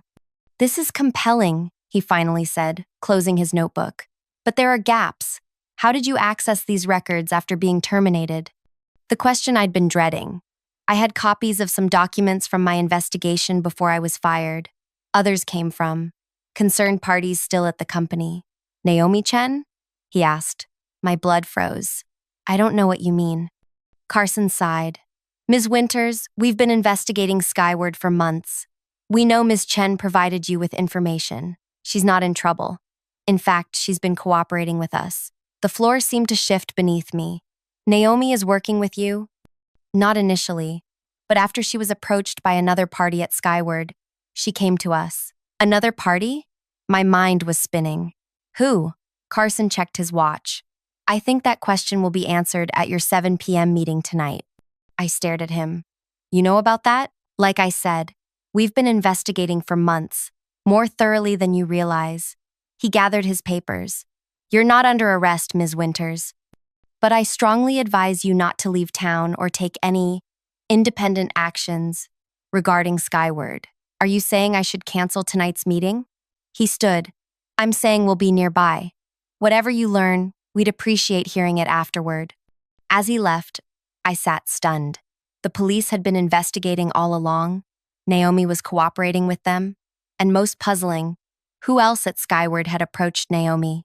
I left the precinct with more questions than answers. But one thing was clear. Tonight's meeting with Thalia was more important than I'd realized. I spent the afternoon preparing, mentally rehearsing scenarios.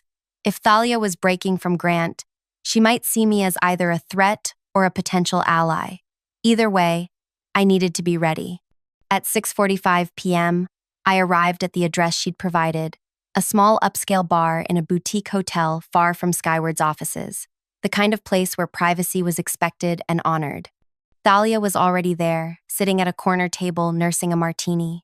She looked different from the desperate intern in the rain or even the polished executive at Grant's penthouse. More guarded, more calculating. "You're punctual," she observed as I sat across from her. "I appreciate that.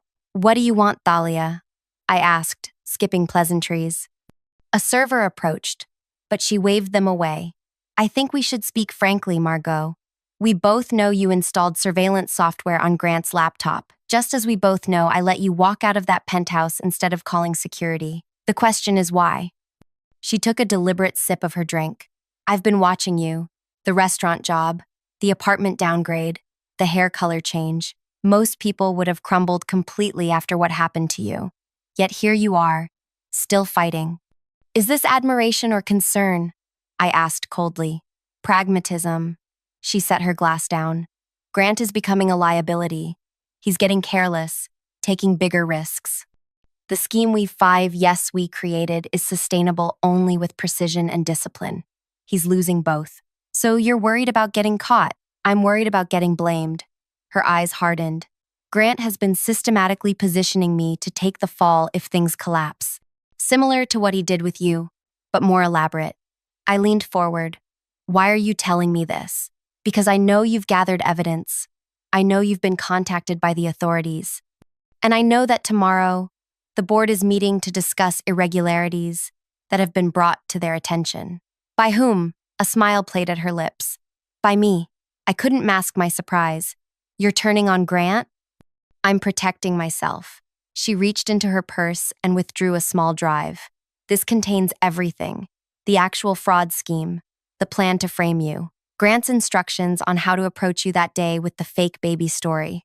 Everything. Why would you give this to me?" "Because tomorrow I'm presenting a sanitized version to the board that implicates Grant while minimizing my involvement. I'll appear as the conflicted insider who eventually did the right thing." She slid the drive across the table. "This version, however, shows my full participation. Insurance policy against insurance policy." I stared at the drive without touching it. "You want me to withhold this from the police if they come after you? I want mutual assured destruction, Margot. You use your evidence against Grant, not me. And I'll make sure the board not only fires him, but offers you a very generous settlement to avoid a messy, wrongful termination lawsuit. You think I can be bought? After what you did to me? I think you can be practical." She finished her martini. "Grant destroyed your life. I helped, yes, but I wasn't the architect. He's been doing this for years. You weren't his first victim, but I'll be his last," I said quietly. Something in my tone made her study me more carefully. "What are you planning?" I finally picked up the drive. "Pragmatism, Thalia. Just like you." I stood. "You should know the police are watching this meeting." Alarm flashed briefly across her face. "You're working with them?" "Let's just say our interests have temporarily aligned." I pocketed the drive. "Good luck with your board presentation tomorrow." "Margot." Her voice stopped me as I turned to leave. "We're not so different, you and I. We're both survivors." I looked back at her. The difference is, I can still recognize my reflection in the mirror. I walked out into the cool evening air, my mind racing. Thalia's unexpected move had provided the final piece I needed. With her evidence combined with mine, I could ensure Grant's downfall. But her attempt to shield herself from consequences grated against every principle I held. Back in my apartment, I examined the drive's contents. Thalia hadn't lied. It contained everything, including videos of her and Grant planning my destruction in meticulous detail. Their casual cruelty as they discussed ruining my life made my hands shake with rage. I plugged in my laptop and began working, fingers flying across the keyboard as I prepared for tomorrow. Not just for the board meeting Thalia had mentioned, but for my own countermove. By dawn, everything was ready. I called Detective Carson. "I met with Thalia Reed last night." "I know," he replied. "My colleagues observed your meeting." She provided evidence against Grant Ackerman while trying to minimize her own involvement. "I have the complete files showing her full participation." A pause. "And you're willing to turn those over?" "Yes, but I need something in return. I need to be present at Skyward today when everything unfolds." "That's not standard procedure." "Nothing about this case is standard," I interrupted. "I've lost everything because of them. I deserve to see justice done." After a lengthy silence, he agreed to arrange it, with conditions. I would enter with the officers, remain in the background, and not interfere. 3 hours later, I stood in the elevator of Skyward's building, flanked by Carson and 2 other plainclothes officers. My heart pounded as we ascended to the executive floor. The board meeting would be starting in 10 minutes. As we stepped out, Naomi stood waiting, her expression a mix of anxiety and resolve. Our eyes met, and she gave a slight nod. "The conference room is ready," she told Carson. "Everyone's arriving now." "And the technical adjustments?" I asked quietly. "Done exactly as you requested," she confirmed. We moved toward the conference room, stopping just outside. Through the glass walls, I could see board members settling into their seats. Grant sat at the head of the table, the picture of confident authority. Thalia was setting up a presentation, her movements precise and controlled. Carson turned to me. "Remember our agreement. You observe only." I nodded, watching as Grant tapped his watch, signaling Thalia to begin. She clicked to her first slide, a financial overview that looked deliberately complicated. "Now," I whispered to Naomi. She pressed a button on her phone. Inside the conference room, the projection screen flickered, then changed, not to Thalia's carefully prepared presentation, but to a video of Grant and Thalia in his office. "The board's getting suspicious," Grant was saying. "We need to accelerate the transfers before next quarter." "And if someone notices?" Thalia asked. "We'll find another scapegoat. It worked with Margot. It'll work again." The board members froze, staring at the screen in shock. Grant lunged for the projector controls, but they were locked out. Thalia stood paralyzed, her careful plan disintegrating.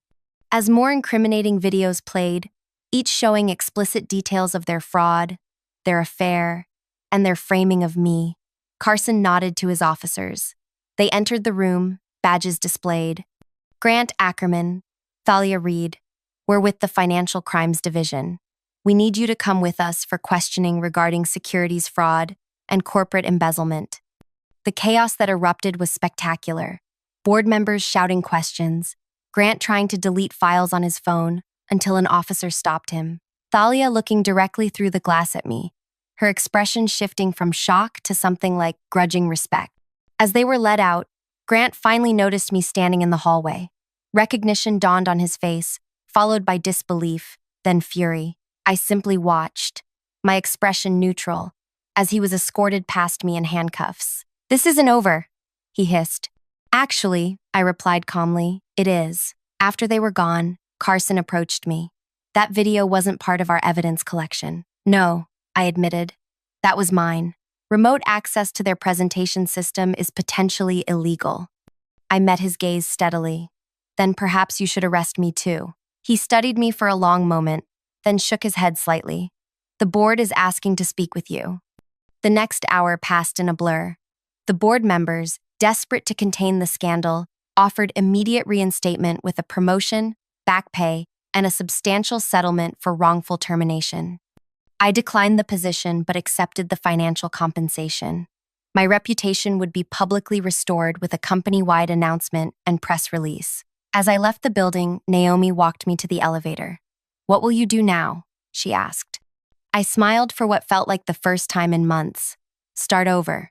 On my terms this time. That evening, as reporters gathered outside Skyward headquarters and the story broke across financial news networks, I sat on the floor of my small apartment surrounded by printouts and drives, the evidence of my vindication. My phone rang. "Zoe." "Mom," she said when I answered. her voice thick with emotion. "I just saw the news. I'm so sorry I doubted you." "It's okay," I told her, tears filling my eyes. It looked convincing because it was designed to. "I'm coming home this weekend," she declared. "We need to celebrate, and I want to hear everything." After we hung up, I opened my laptop to check on one final piece of my revenge, one neither the police nor Thalia knew about. When I'd installed the keylogger on Grant's computer, I'd also planted another program, one that would activate at precisely 9 p.m. tonight, sending emails from Grant's personal account to every board member, major shareholder, and his wife. The emails contained every message between him and Thalia, professional and personal, every plan they'd made, every cruel comment about his wife, every detail of how they'd framed me and planned to frame others. At exactly 9 p.m., my screen showed the program executing flawlessly, hundreds of emails delivering truth directly from Grant's account, ensuring that even if legal proceedings somehow failed, his destruction in every circle that mattered to him would be complete. As a final touch, a special email went to his wife with evidence of not just Thalia, but 3 previous affairs with employees, along with detailed financial information about assets he'd hidden during their prenuptial agreement, everything her divorce attorney would need to take him for every penny. I closed my laptop, a sense of peace washing over me for the first time in months. Grant and Thalia had tried to erase me, to make me small and invisible. They'd underestimated not just my resilience, but my capacity for methodical, patient retribution. Tomorrow would bring new challenges. Statements to the press, meetings with attorneys, decisions about my future. But tonight, I simply savored the knowledge that justice, Comstay, my justice, had finally been served.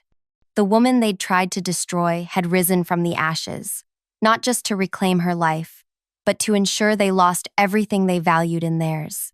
I walked to the window, looking out at the city lights. Somewhere out there, phones were pinging with notifications, lives were imploding, truth was spreading like wildfire, and I, Margot Winters, was finally free. If this story of persistence and calculated revenge resonated with you, please hit that like button. I'd love to hear in the comments what you would have done in Margot's shoes. Would you have gone for revenge or just moved on? Subscribe for more stories about women who refused to be underestimated and broken by those who thought they could get away with anything. Remember, sometimes justice isn't about what happens in a courtroom. It's about making sure the truth finds its way into exactly the right hands. I slipped into the boardroom 15 minutes late, my heart still racing from the fender bender that had delayed me. The quarterly executive meeting had already begun, and I tried to make myself invisible as I quietly closed the door behind me. That's when I saw it. My presentation, my data, my project, the breakthrough that had consumed 6 months of my life, late nights, missed dinners, endless revisions, was illuminated on the screen at the front of the room, but I wasn't the one presenting it. Faye, my assistant of just 6 months, stood confidently before the executive team, laser pointer in hand, her voice steady and authoritative as she gestured toward my charts. "As you can see from these quarterly results," she said, "the integration method I've developed will reduce our processing costs by 32%, while simultaneously increasing output efficiency." I felt the air leave my lungs. My integration method, my cost reduction analysis, my efficiency metrics. I gripped the back of an empty chair, my knuckles turning white. This couldn't be happening. Not after everything I'd sacrificed for this project. CEO Brighton leaned forward, clearly impressed. "These projections are remarkable, Faye. You've exceeded our expectations." "Thank you," she replied with practiced modesty. "I believe in aiming high." I nearly stepped forward then, nearly shouted that she was presenting my work, but something made me hesitate. A survival instinct, perhaps. Instead, I slid into a seat at the very back of the room, watching in growing horror as Faye continued. "Unfortunately," she lowered her voice conspiratorially, "there have been significant leadership inconsistencies with this project that I've had to quietly correct. I've been working behind the scenes for months to keep things on track." The executives exchanged glances. Chief Financial Officer Thea nodded knowingly. "We've noticed those leadership concerns," Thea said. her eyes briefly scanning the room. Your initiative is definitely noted, Faye. My stomach clenched. They'd been discussing me. They believed her. I simply couldn't stand by and watch such promising work be mismanaged, Faye continued, her expression a perfect mask of professional concern. The potential impact was too important. I felt dizzy. This wasn't improvised. This was calculated, planned. She'd been undermining me systematically while I'd been trusting her, mentoring her, fighting for her housing allowance when she claimed she couldn't make rent, arranging specialized training when she expressed interest in growing her skills. I'm particularly excited about the implementation timeline, Faye continued, clicking to the next slide. My timeline, accelerated by impossible margins. We can begin rollout next month and achieve full implementation within 60 days. That's significantly faster than previous estimates, Operations Director Penn noted, raising an eyebrow. Previous approaches were unnecessarily cautious, Faye replied smoothly.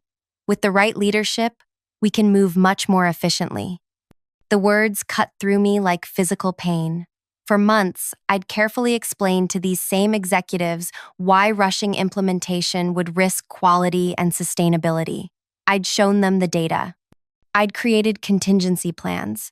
And now Faye was casually dismissing all that careful work as unnecessarily cautious, and they were nodding along. I'd like to acknowledge the team members who assisted with data collection, Faye said, displaying a slide with several names, none of which included mine. Their contributions were valuable. My name had been erased.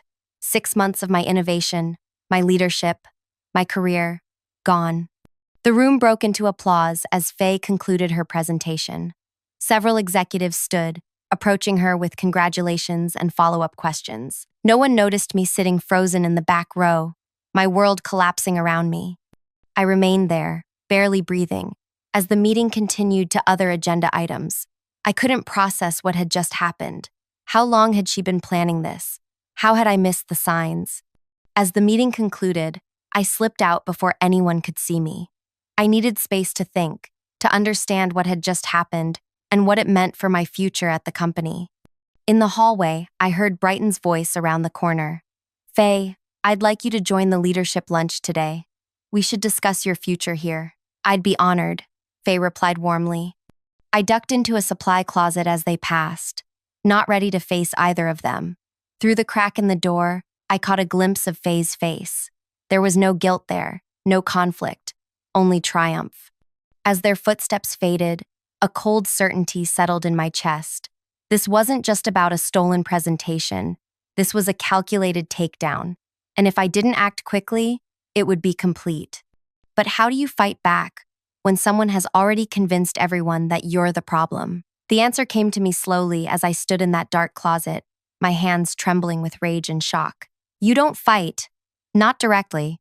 You wait, you watch, and you let them destroy themselves. If you're finding this story gripping so far, please like this video and subscribe to hear how this workplace betrayal unfolds. Comment below if you've ever experienced someone taking credit for your work. I read every comment and would love to hear your stories. Now, let's continue with what happened next. My name is Soren Vilas.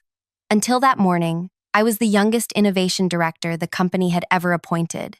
I'd earned that position through a decade of relentless work, creative problem solving, and an unwavering commitment to ethical leadership.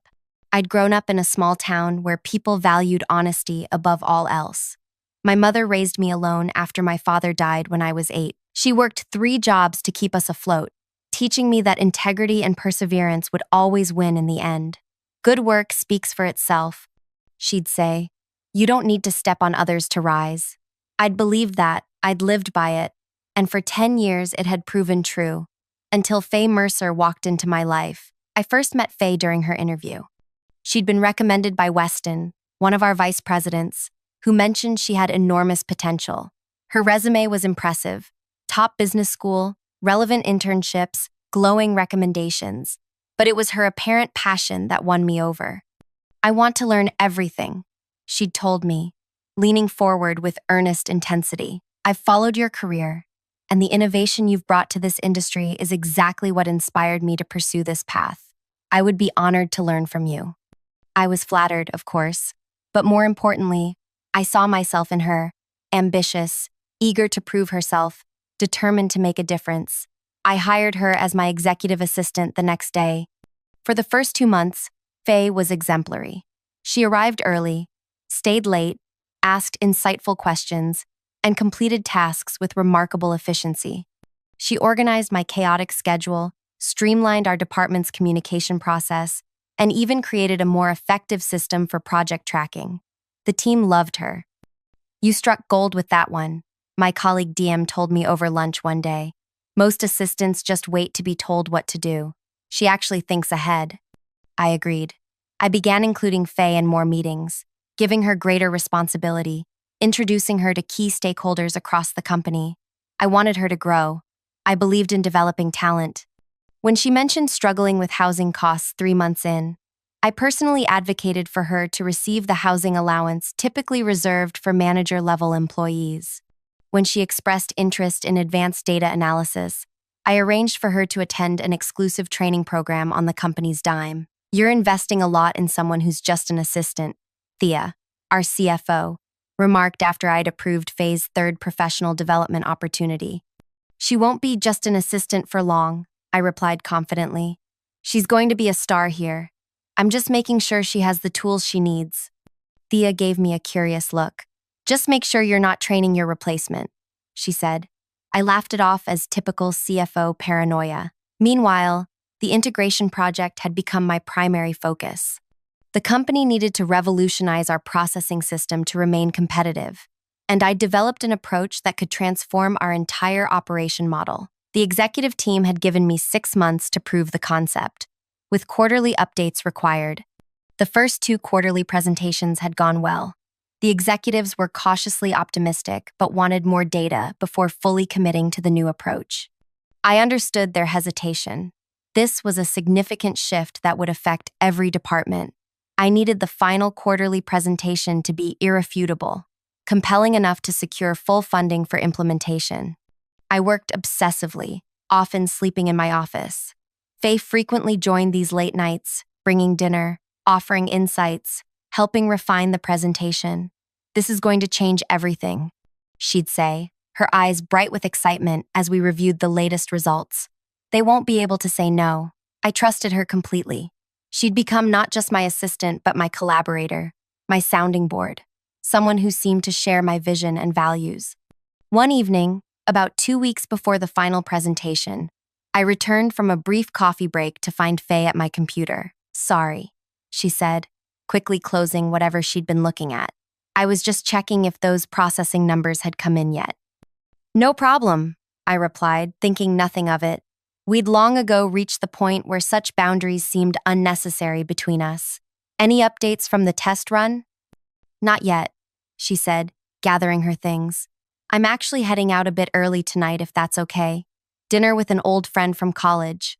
"Of course," I said. "You've been putting in too many extra hours anyway. Enjoy your evening." She smiled warmly.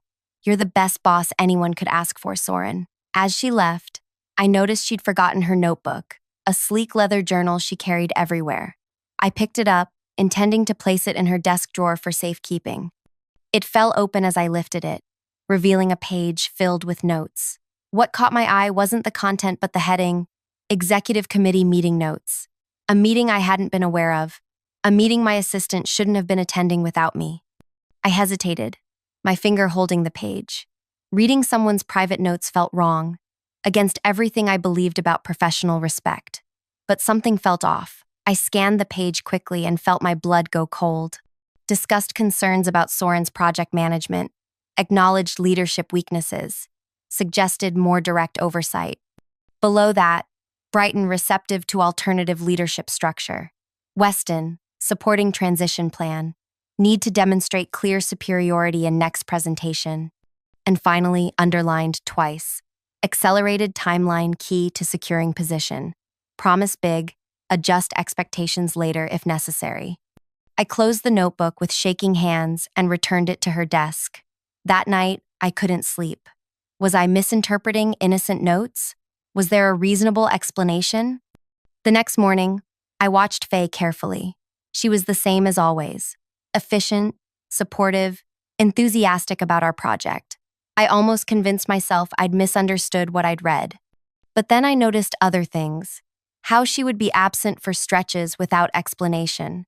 How certain executives had stopped meeting with me directly, routing requests through her instead. How she had begun using I rather than we when discussing project elements with others. 1 week before the presentation, I tried addressing it directly. Faye, is there anything we need to discuss about the project leadership? I asked as casually as I could manage. She looked up from her tablet with perfect innocence. What do you mean? I've just noticed you've been having meetings I'm not aware of. With the executive team. Something flickered in her eyes. Surprise, perhaps, that I'd discovered this, but it vanished instantly. Oh, just some administrative details they needed clarified. Nothing important enough to bother you with. She smiled warmly.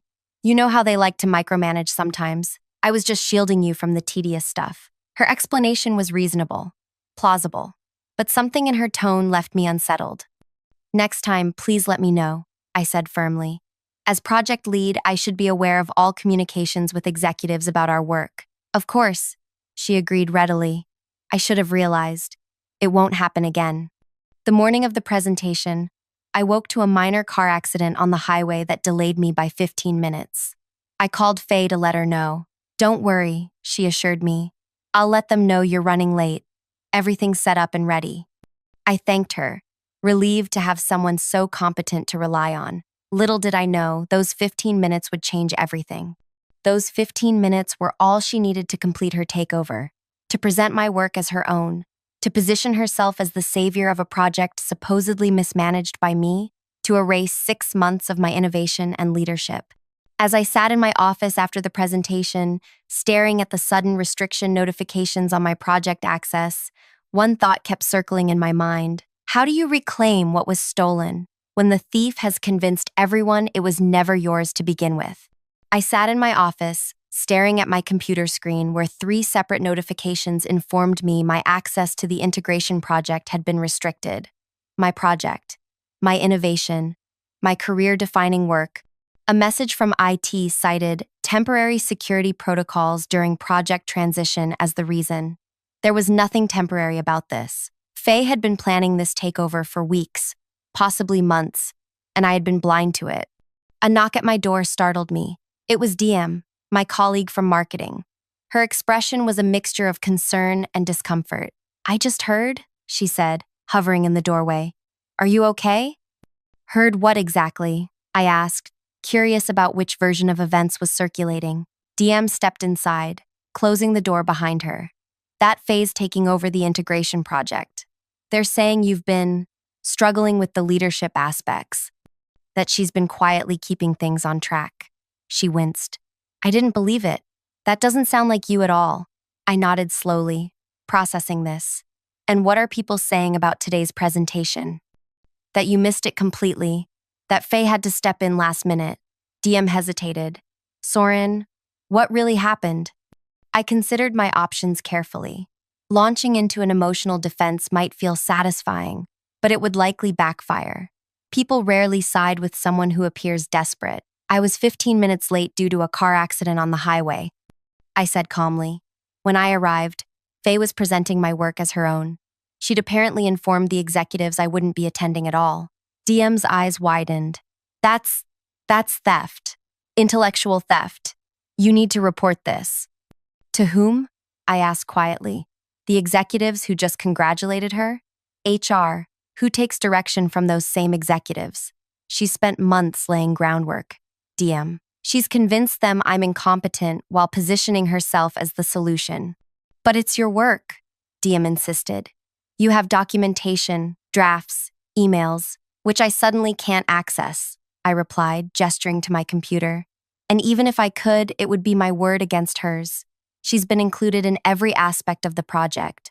She could easily claim collaborative credit, or that she was the true innovator while I was just managing timelines. DM sank into the chair across from me. This is insane. What are you going to do? That was the question, wasn't it? What could I do when Faye had so thoroughly outmaneuvered me? I'm going to be very, very careful, I said finally, and I'm going to watch what happens next. After DM left, I began methodically downloading what information I could still access to my personal drive. Not the project itself, those permissions were already revoked, but peripheral data, meeting minutes, general communications, previous presentations. Anything that might help me piece together how this happened and, more importantly, what Faye had promised the executives. Because one detail kept nagging at me. The implementation timeline she'd presented was impossible. 60 days for full implementation? We'd determined months ago that 6 months was the absolute minimum for a safe, effective rollout. The technical infrastructure alone would take 12 weeks to properly test. Faye hadn't just stolen my work. She'd made promises that couldn't be kept. As I was gathering these materials, my desk phone rang. It was Brighton, the CEO, asking me to come to his office. My heart raced as I made my way there, uncertain what to expect. Brighton wasn't alone. Thea, the CFO, was there too, along with Penn from operations. Their expressions were professionally neutral, never a good sign. Soren, Brighton began after I'd taken a seat. We wanted to discuss the integration project with you directly. I nodded, waiting. Let them show their hand first. We understand there was some confusion today about the presentation, he continued carefully. Faye indicated you were dealing with some personal matters and wouldn't be able to attend. I was delayed by a traffic accident, I corrected calmly. I called Faye to let her know I'd be 15 minutes late.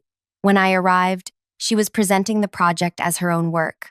The executives exchanged glances. That's concerning, Penn said slowly. However, Faye has been providing us with regular updates on the project for several weeks now. She's raised some legitimate concerns about the implementation approach. What concerns specifically? I asked. Your timeline was overly cautious, Thea said. 6 months for implementation is excessive. Faye has outlined how we can achieve the same results in 60 days. That timeline is impossible, I stated flatly. The system integration alone requires 12 weeks of testing to ensure data integrity. Rushing implementation risks critical failures across all departments. Faye believes those estimates are padded, Brighton replied. She suggested your approach was unnecessarily risk-averse. I took a careful breath. May I ask how long Faye has been discussing these concerns with you, and why I wasn't included in those conversations? Another uncomfortable exchange of glances. She first approached Weston about 6 weeks ago, Brighton admitted. She expressed concern that you might take criticism personally, given your investment in the project. She suggested we allow her to work with you behind the scenes to address the issues. 6 weeks.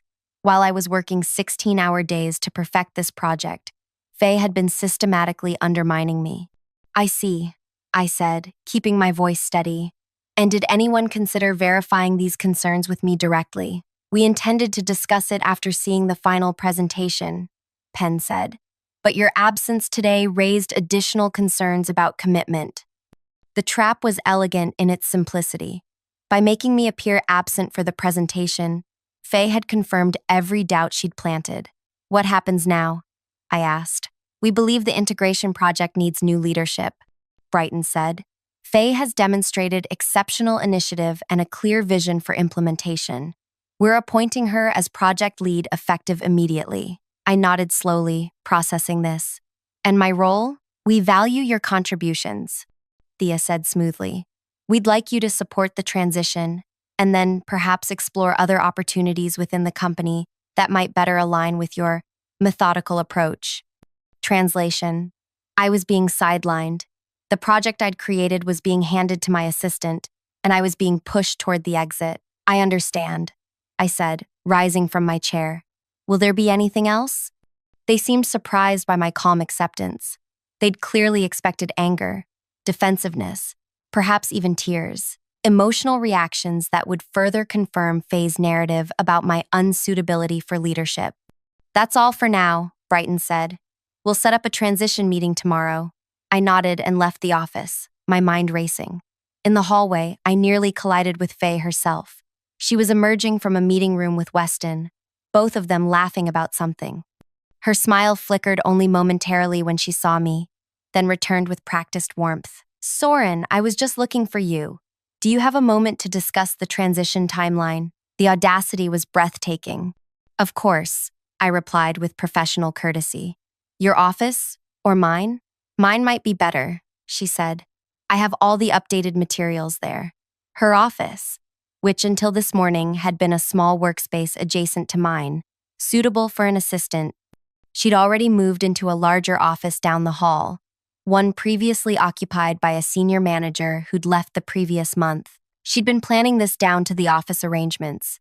As we walked, Weston called after her. Don't forget our dinner meeting tonight, Faye. The client is excited to meet the new project lead. She waved acknowledgement, then turned back to me with a sympathetic expression that never reached her eyes. Change can be difficult, she said as we entered her new office. But I want you to know I value everything you've taught me. I sat across from her desk, my project materials already arranged on her shelves, her name already on the door. How long have you been planning this, Faye?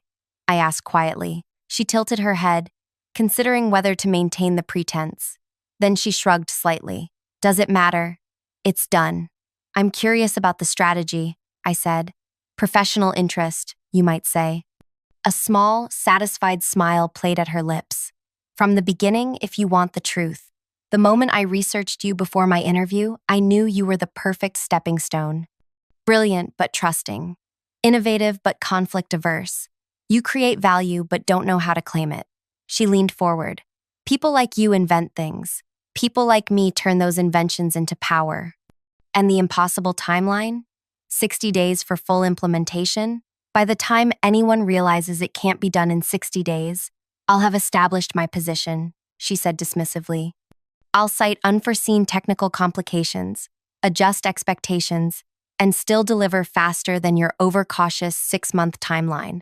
I'll be the hero either way. And if critical systems fail during rushed implementation, if client data is compromised, she waved this away. Temporary setbacks at worst. The benefits outweigh the risks.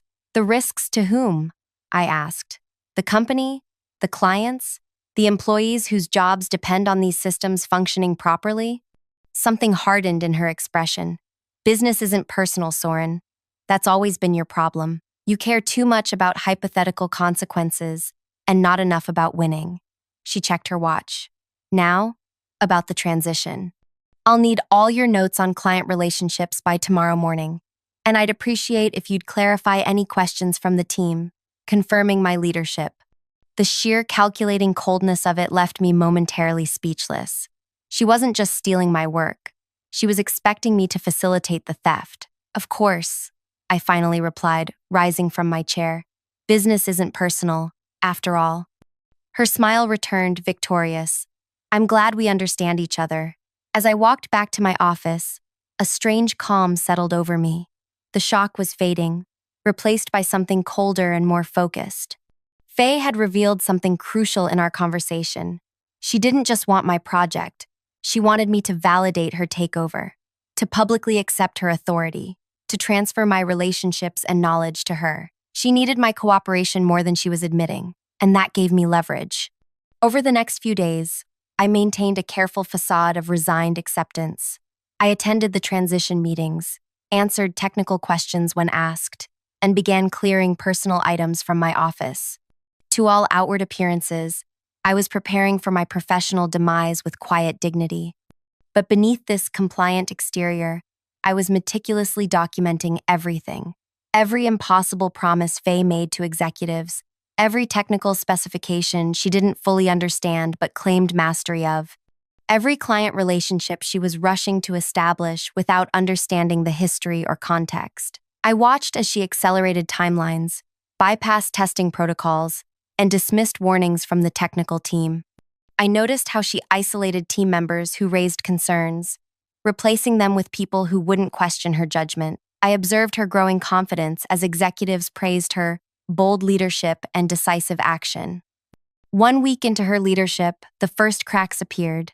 A preliminary test failed spectacularly, corrupting a sample dataset that took 3 days to restore. Faye blamed the technical team publicly, while privately pushing for workarounds to maintain her timeline. We can't skip the integrity testing, Naris, our lead systems architect, insisted during a tense meeting. The risk to client data is too high. We have deadlines to meet, Faye countered. Find a way to streamline the tests. There is no streamlining this, Naris pushed back. Either we test thoroughly or we risk catastrophic data corruption. That sounds like an excuse for inefficiency, Faye said coldly. Perhaps we need someone leading the technical team who understands our priorities. After the meeting, Naris sought me out, visibly shaken. She's going to get us all fired, she whispered. These deadlines are insane. The system will fail if we rush implementation. Document everything, I advised quietly. Every warning, every risk assessment, every test result. Send copies to your personal email as backup. Why bother? Naris asked bitterly. The executives aren't listening. They're completely under her spell.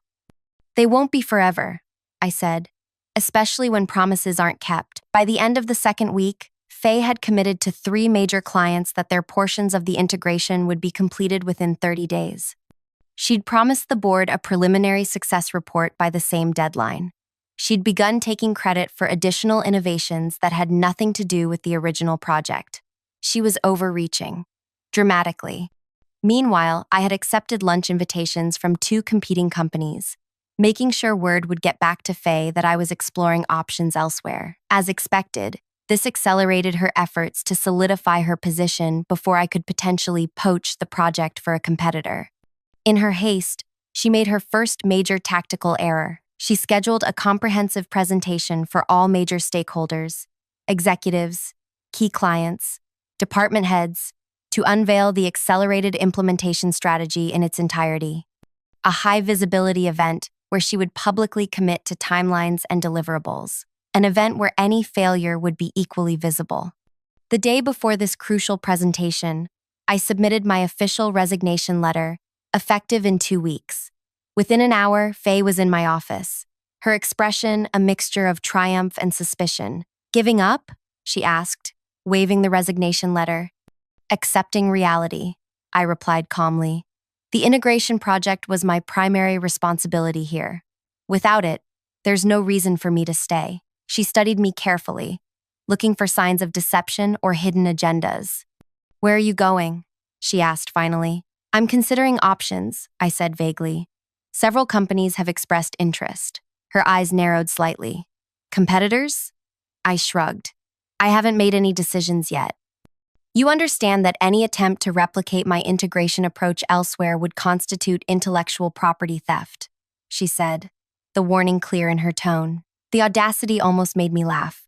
I would never dream of stealing someone else's work, I replied, holding her gaze. She seemed satisfied, if still somewhat wary. Will you be attending tomorrow's stakeholder presentation? I assumed I wasn't invited. On the contrary, she said with manufactured generosity. I think it would show good leadership transition for you to be there, supporting the project's evolution. Translation. She wanted me visible but silent, my presence serving as tacit endorsement of her leadership. In that case, I'll be there, I agreed. That evening, I received an unexpected call from Brighton. I wanted to check in personally, he said, his tone more informal than in our previous conversation. Your resignation letter was professionally handled, but I sense there's more you might want to say. An opening, a small one, but significant. I believe the integration project is heading for serious problems, I said carefully. The implementation timeline is fundamentally impossible without compromising system integrity. When I attempted to raise these concerns, I was removed from the project. A long pause followed. These are serious allegations, Soren. They're not allegations.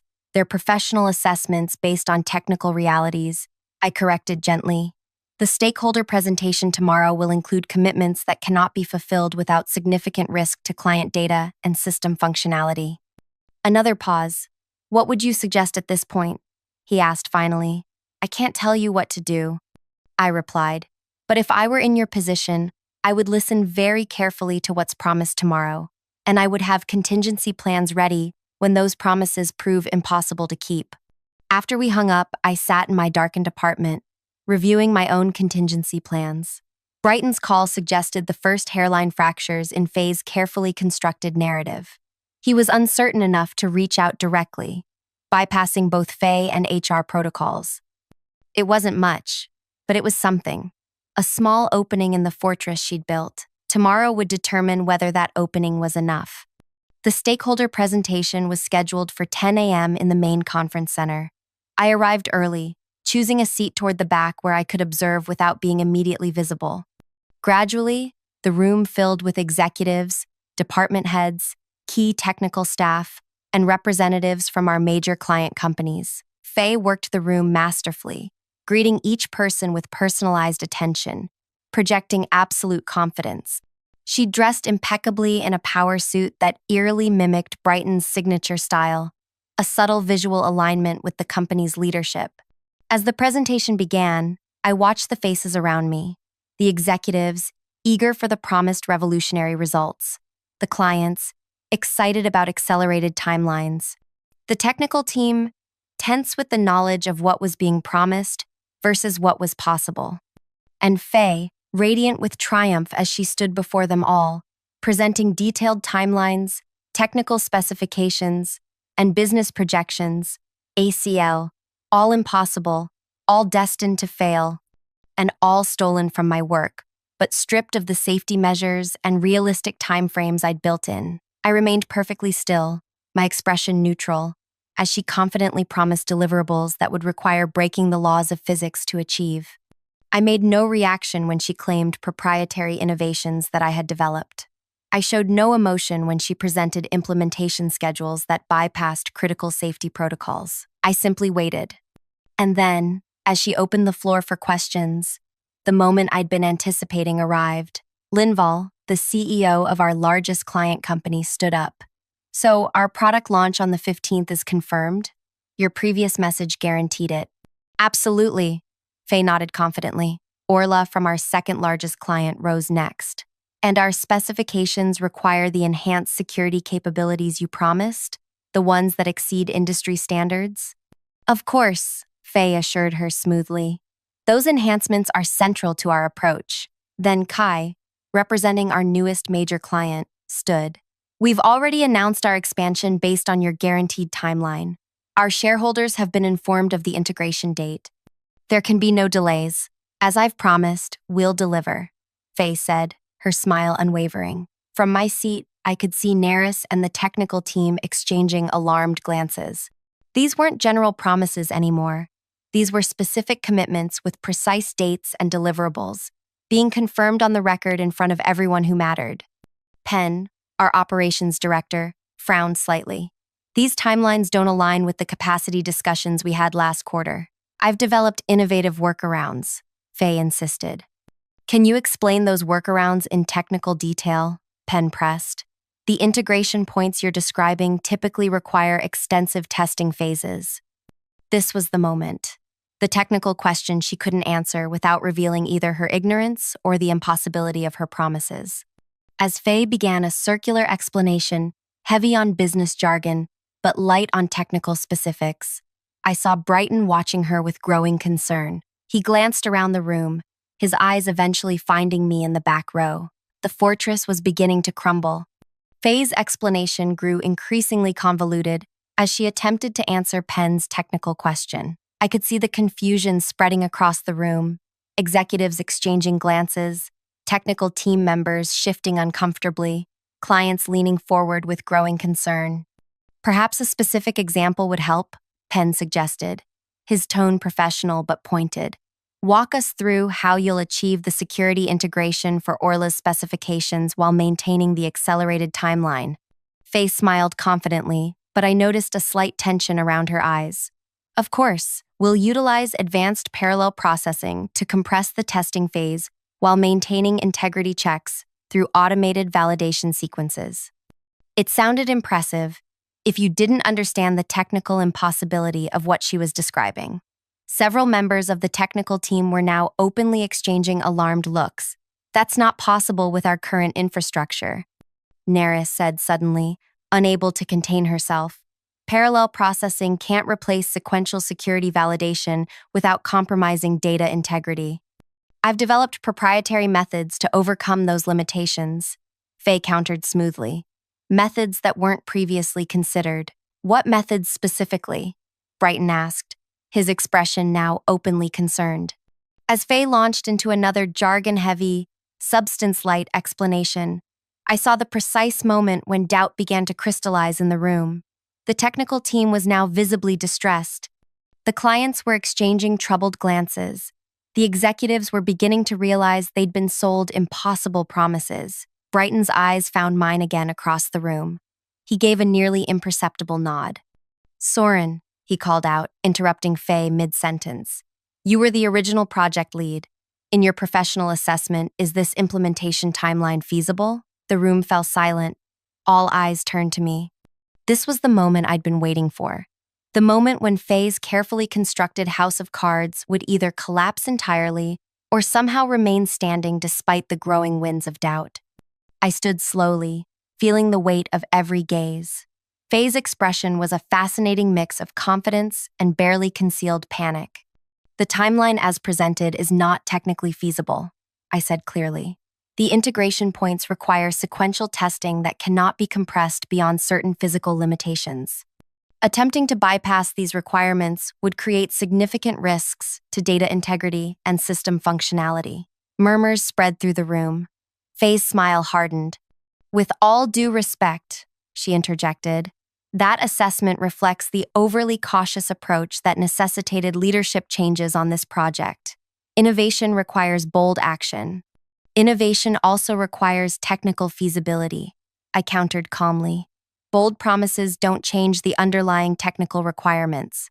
Brighton leaned forward. "Are you saying these deadlines can't be met?"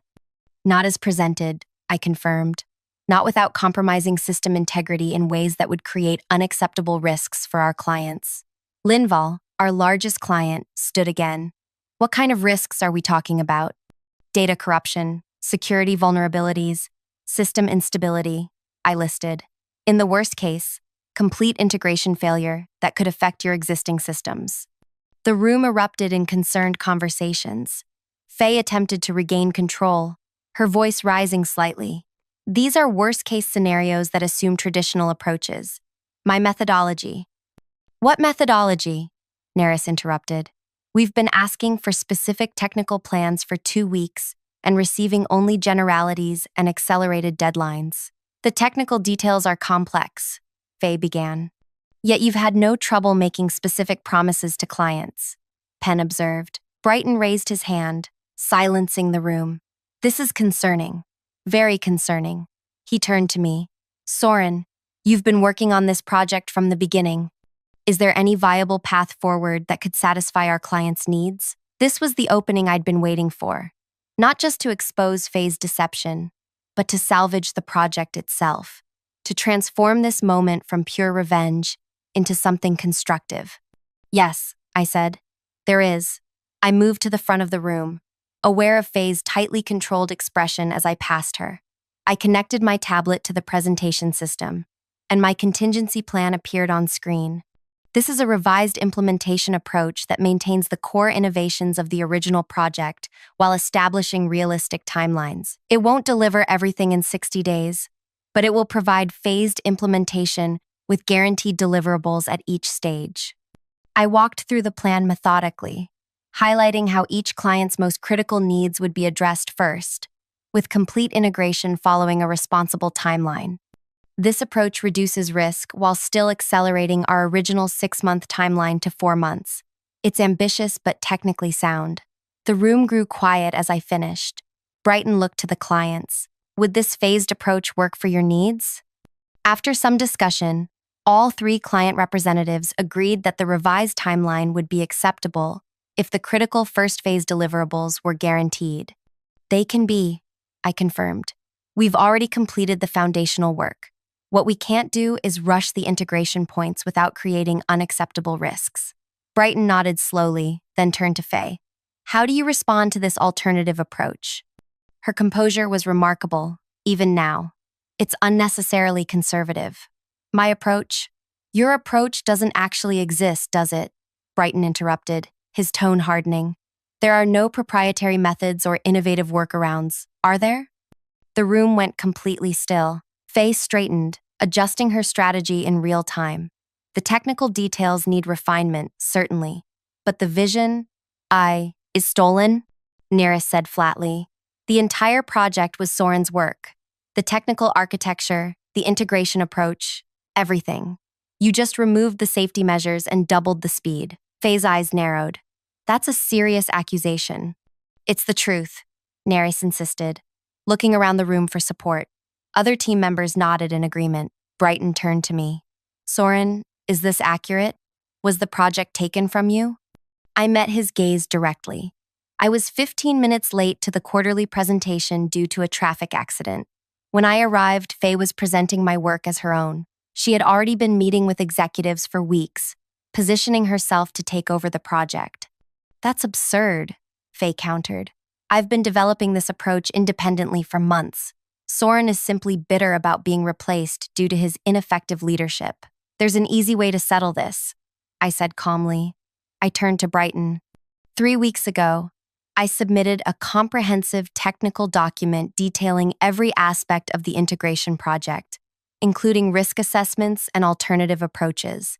It was filed under project code ISX 7741. Brighton looked to Penn, who nodded and quickly accessed the document on his tablet. After reviewing it briefly, his expression hardened. This document, authored by Soren, contains everything presented today, including the exact integration approach Faye claimed to have developed. It also explicitly warns against the accelerated timeline, detailing the precise risks we've been discussing. Faye's composure finally cracked. That document was collaborative. I contributed significantly to classed.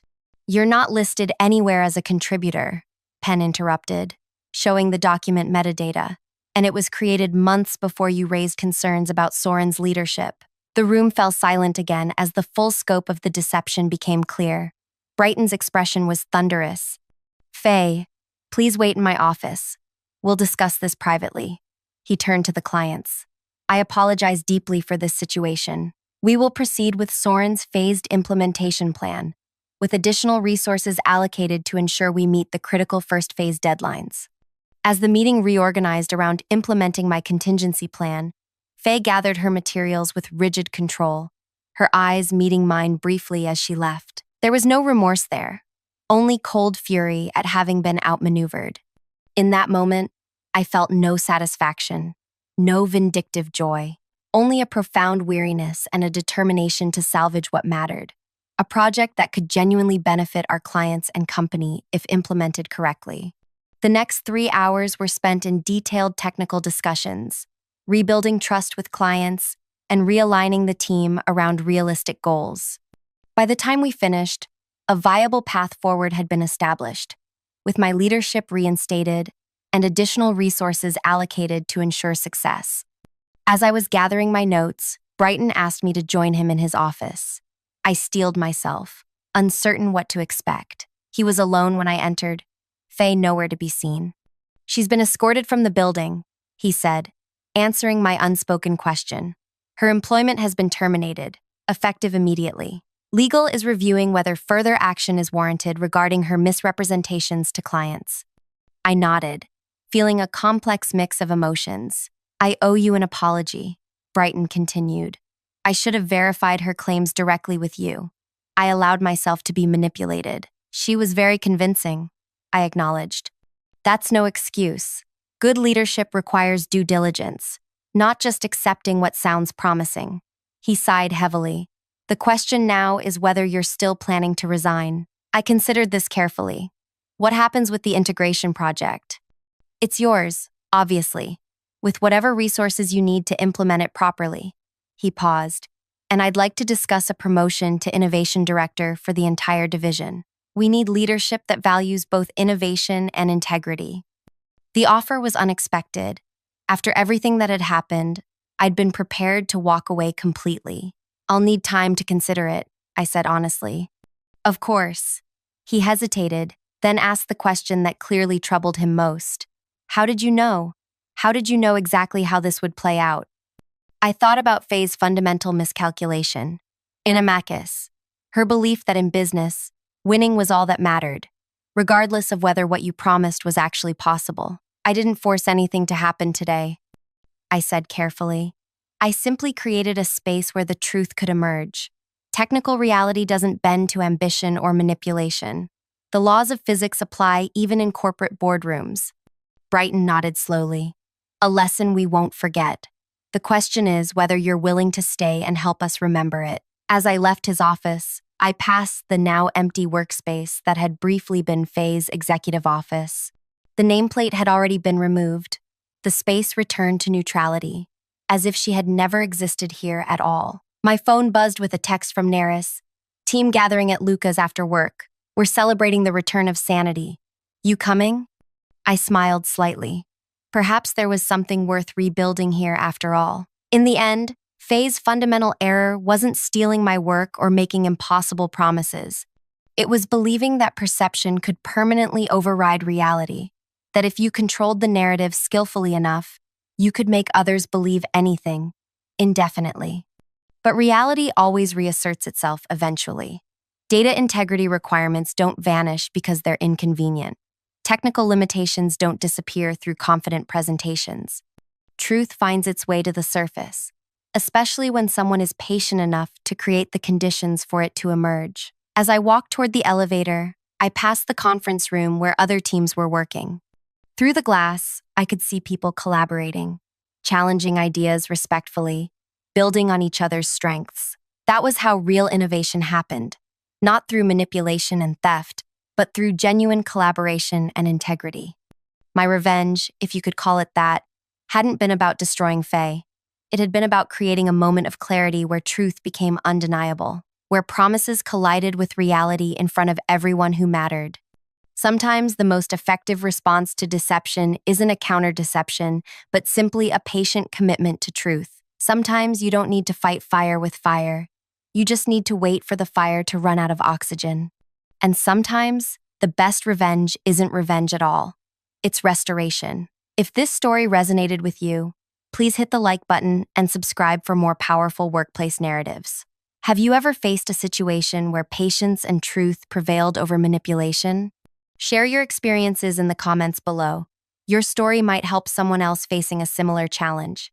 Remember, in a world where deception often seems to win, integrity still matters. Thanks for listening.